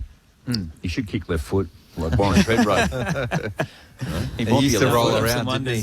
He might even be a left footer. He doesn't know it yet. So Port next week have North Melbourne here on Sunday, St Kilda after that, and then a little rough run where they have Freo, Brisbane and Sydney in a patch of 3 or 4 and finish with Melbourne and Essendon. So, look, they're not totally out of the mix, 2 games out of the top 10, but there's some winnable games across the next month. Play like that against North Melbourne on Sunday here at Adelaide Oval next week. Surely you're winning the game. Yeah. There was some tipping around after the bye that suggested Port would win one more game for the year. Jeez. Well, which is a remarkable thing to say about any team. Maybe you could say that about Essendon, who've only won one for the year, but that's sort of some of the areas that people have been, or Richmond, about the predictions about Port. And that time, they'd still had a percentage above 100. So they'd had the close losses. Yep, we know that they've got players out and they're a young developing team, a learning team, but they can clearly, follow a coach's game plan. Flip side is Adelaide. So they've got West Coast away next Friday, which they'd feel like is a winnable game. But I guess the rumblings are with Wayne Miller as hamstring, even though it was minor, do you risk taking him on the flight? And then, the Eagles at times at home can be a different unit. So they've got to get back on track because they feel like they're a top 4 team, but they've let an opportunity slip. And I think that's what tonight has to be about, is like there's an opportunity to square up, and it's round 16. So you're getting to the point where it's almost it's not too late to get the square up, but you're inching closer to the point where you don't want to be playing poor footy at this point of the year. This is probably your last opportunity, Jamo, in this showdown, round 16, to go, that's as bad as we're going to be this year, and we're done with that. And now we're very clear on what makes us a very good team and where our gaps are. Yeah. And coming 8 games remaining, I think Matty Nix will say, we got beat up, and we're going to learn from it. And I think that's full stop. And then we've got 8 games to go. And there can be there's no questions about it. It's so clear. Yeah. So, I'm sure when they go through their review process, it'll be, as bright as day. Fumbly. Yep. And that centre bounce work. So, it's one for them. And no one wants to get that reminder in the great rivalry, Showdown 60. But it happened. Jamo, if you're in that coaching group for the Crows and you look at the last 2 weeks of centre clearance, D's into Port Adelaide, and you just purely look at the numbers and the mix that you've got in there, what levers can you pull? Because obviously they went with Soligo tonight. Rankin's going to have an injury. You'd assume he's off for a scan in the morning. Make sure that the knee and the ankle are okay. He's obviously played out the game, but Soligo, we know he can find the footy. Rochelle didn't tonight. He had 9 touches. Rankin, we know how damaging he can be, but beyond that, is there anything else in the kit bag for the Crows? I just thought early Jordan Sweet was winning so much of the taps. Now, clearly, if Port Adelaide are starting like they start in that triangle and then they're away, they get first possession, handball back or out to the side, go. Why wouldn't you just stand alongside them? As simple as that. Just make it a contest and scrap it out. They can't be getting belted like that. The first possession stuff, because as you know more, Loz too, they lose the footy, it goes into the defensive 50 and it's in there, it's under pressure, you've got to win it back, you've got to get it back out here. Their execution and decision making tonight was really poor, so then it kept coming back in, so they were constantly under pressure, which then led to, I guess, the tackling inside 50. Port Adelaide outstanding. They didn't use the football, they took options, they went inside, they did things tonight that they don't normally do. And again, I always feel that a side might have an anomaly game where they get blown off the park. Well, Adelaide have had 2 now, the Brisbane one and now this one. Adelaide had 2 last year and then the 2 most important games of the year. Yeah. So final month of last year, they were the worst team in the league for first possession differential. So it's a real knock-on, but they've got the quality of player and personnel in there to do it. When you have a look at that side, like Cumming, he can win. Like Dawson, Rankin, Soligo, Rochelle, get him in there more. Again, he did come in there in the second half, but he didn't go in there last week. So there's options that they can throw around, but they haven't been able to do it. I don't know why. I can't answer that in terms of... But certainly I was surprised that they didn't change where they were to make it more difficult for the opposition. Just find it so odd that you're so all in on Josh Rochelle for half a season, and then once Rankin comes back, you just throw it away. And eventually, as you said, they went to it tonight, but it was probably too little too late. Oh, they came in the second half, but Port Adelaide kept winning the clearances. They kept winning the first possessions. Change something. Stand somewhere else. So you put it on the guys that are in there. Totally. You're not throwing anyone else in. You're saying Sam Berry, Jordan Dawson. Well, Berry's a bull. He's the number 1 clearance player in the league. Get your hands dirty. Yeah, totally. So, again, I get it. You have a bad day. But, again, I haven't watched them train either, too, Loz. So they're not going to... I wouldn't have thought they're going to throw something out there that they haven't trained or tried or asked a player to step up and expose. So, Rochelle's the tricky one for me because they're obviously not generating enough inside 50 footy, and he's been magic in front of centre in the last couple of weeks. And I can understand why then you'd go, well, Soligo goes inside, because if we do get a little bit coming out of centre clearance, then Rochelle's going to be helping Fogarty tonight kick the goals. So I get that, and that's going to be the tricky one. I wouldn't mind seeing Thilthorpe in the middle there too. Leave McAndrew in there to ruck and put Thilthorpe in the middle. They tried it in the pre-season and it was something that they really talked about doing. While we stall for time a little bit and try to get a Crows interview, should we do the votes? 3, 2 and 1? I think it's pretty easy who gets you 3 tonight, but... Well, Butters is a walk-up start, isn't he? Butters. Yeah. Can you get 6? I think 10. So Butters, Horn Francis is the 3-2. The one for me, it really... it's tricky because Georgiades kicks 3, Durden kicks 3, but I thought Josh Lai taking... How many did he have? He had 10 marks, and his ability to peel off and be third up, particularly in that first half. I don't mind a little left field one voter, and I'd love to have Josh Lai in there if we can tonight, guys. Seal of approval, Jamo? Oh, absolutely. Yeah, there you go. 3 to Butters, 2 to Horn Francis, and 1 to Josh Lyons. Why would I question that? You cannot question Lauren Arnell. No, we will He's not. the greatest. You can. Dual Showdown medalist now, Zach Butters. So picked one up in Showdown 56, has one tonight in Showdown 60. 37 touches, 23 contested, 7 tackles, 13 clearances, 700 metres gained, and 11 inside 50s just to top it off. It's a game and a half. It's a pretty good Outrageous. performance. And if it is his final showdown, gee, he went out with a bang. Awesome there from Zach Butters. I hope it is his final showdown. I think so do I after the pre-game. Carlton defeated West Coast earlier by 53 points. Collingwood got the job done against Richmond by 34 as well. So your live ladder after Saturday night has the Blues just outside the top 10. They're just one loss behind the Suns, who are yet to play a game. Collingwood have jumped into 9th. Adelaide's down in 6th after the loss tonight. And your bottom 4 after the losses to West Coast and Richmond still goes Essendon last, Richmond, West Coast, Port Adelaide in 15th. That being said, they'd still feel a little bullish of what they could do at the back end of the year.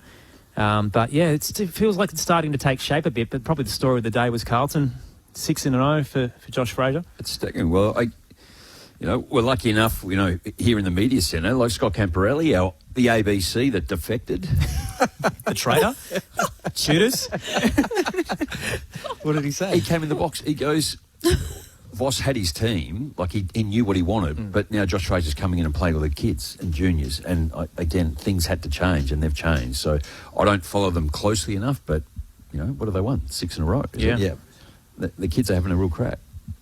And I think that's what we saw tonight again from Port Adelaide. The kids have a crack. And I think it's a lot on coaching there, which I know you've brought up, but not a lot tonight, Loz. A great coaching performance from Josh Carr, and then you can tie that in with what Fraser's doing at Carlton. Let's head downstairs and get some reaction from the Crows rooms. Braden Ingram has made his way over. Yeah, thanks, Aaron. Alex Newbullen's been good enough to join us just coming out of the shower. Alex, what do you put that down to, mate? You're on the back foot from pretty early on. Yeah, it was a tough night from our end. We felt like we didn't get the contest right at all. That's both in the air and on the ground.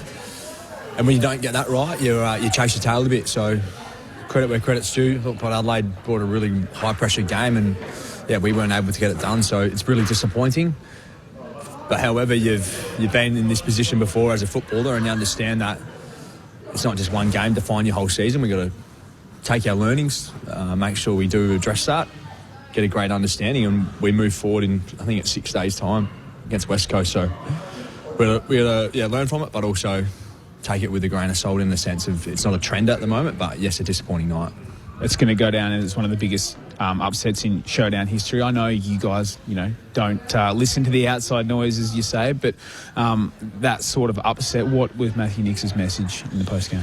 Yeah, we're about to go in there, so I haven't seen Nixie yet, but it'll just be a great reminder that the footy industry as a whole, it's so even. Not that we came in underestimating it. We understood that Port Adelaide's footy is very good, although they hadn't been winning as many as they would have liked. So we just got to make sure we understand the key areas that we need to get back to. And a great reminder for our group that there's still a lot of footy to play, and you can never just expect that your game's going to be the same as the week before. And probably the biggest thing for mine as well, we weren't able to manage the momentum tonight. It did feel like Port Adelaide had a lot of momentum for a lot of night, and probably lucky they missed a few early on as well. Otherwise, the scoreboard could have been even worse. I think it's fair to say you're not a side that tags often, but in hindsight, should you have put more work into Zach Butters or Jason Horne-Francis? Oh, yeah, but you're also back in your team system at times. As soon as you go too focused in on one individual, you can get pulled apart. So, as a team, we let ourselves down there. Zach had a tremendous game. I thought Horne-Francis also had great influence. So, I wouldn't put it down to one or two individuals. It's something that as a group we should be able to better nullify their influence. Only one player, but how much does not having Wayne Miller out there hurt? Yeah, certainly you miss Junior out there, his ability to have that ruthless edge on defence, but it's one of those ones. Hopefully we can get him back, but also a great opportunity for our team to experience when he's not out there. You've got to have certain moments where you've got to stand up, and as a group we just weren't able to do that consistently enough. I've heard from the Crows that Isaac Rankin at this stage won't need scans, but obviously spent most of the second quarter and the third quarter up forward. When he was in that position, did you lose a little bit of spark? He went into the mid in the last quarter, but by that stage the game was mostly over. Yeah, pleasing that he was able to play out the game first and foremost. When you saw him come off, you held your breath for a second. But it's one of those things. The magnets shift around, and albeit if someone does go up forward for a bit more or someone goes inside, you want to still see our identity, Braden, and we just didn't get that tonight, and that's what's so disappointing. But as I said, 6 days to look at ourselves around our game, and another opportunity presents itself. That's why you love the AFL industry. We're just chatting in the rooms. Imagine if you're an Olympian, had this sick feeling in your gut and you got to wait 4 years to get another opportunity. So we look forward to the next challenge, and hopefully you can see a Crows identity game. Alex Newborn, thanks for a few minutes. All good, mate. Cheers. Great to have the vice-captain of the Crows downstairs after their 26-point loss. He always speaks so well, very level-headed, Alex Newborn. I was going to ask him a serious question and then a silly question. Well, not a silly question. I was going to ask him if Braden had let him put his towel on before the interview. Just out of the shower, I think he raised an eyebrow. You'll have to speak up. I'm wearing a towel. I've always been a fan of his. Like, he's a player from an opposing team, the way he plays. And I was at Marion a couple of years ago, and I got approached by a lady, and she said, I am Alex Newborn's mum. Oh, right. I thought this was a towel story. And I was on the board at the time. Yeah. And he goes, he wants to come home. I go, how long ago was this? Oh, this was probably 5 years ago. But then he quickly signed with Melbourne for another 2 years. And then I ended up running into again. I said, well, why did he go and do that for? He just told me that. Anyway, but he ended up coming back home. Love having a laugh. We've actually bumped into her a few times. To wrap up the coverage, Port winners by 26 points in Showdown 60. Almighty upset. We're going to unpack it all tomorrow. AFL Sunday from midday Eastern Standard Time with Matt Clinch and Cameron Ling.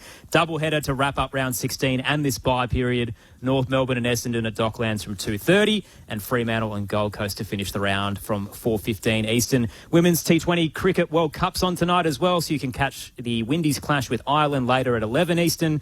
Which is pretty much now. Pakistan and the Netherlands about to wrap up as well, and Australia in action tomorrow against India from 11:15 p.m. So you can hear that on the ABC Listen app through the T20 World Cup button. Huge thanks to Lauren Arnell, Rod Jamison, Dominic Lombardo, Braden Ingram downstairs, Tom Wilson and Lucas Binns back in the studio. What a night. Showdowns just continue to surprise us. Port Adelaide winners by 26 points. We'll unpack it tomorrow on AFL Sunday.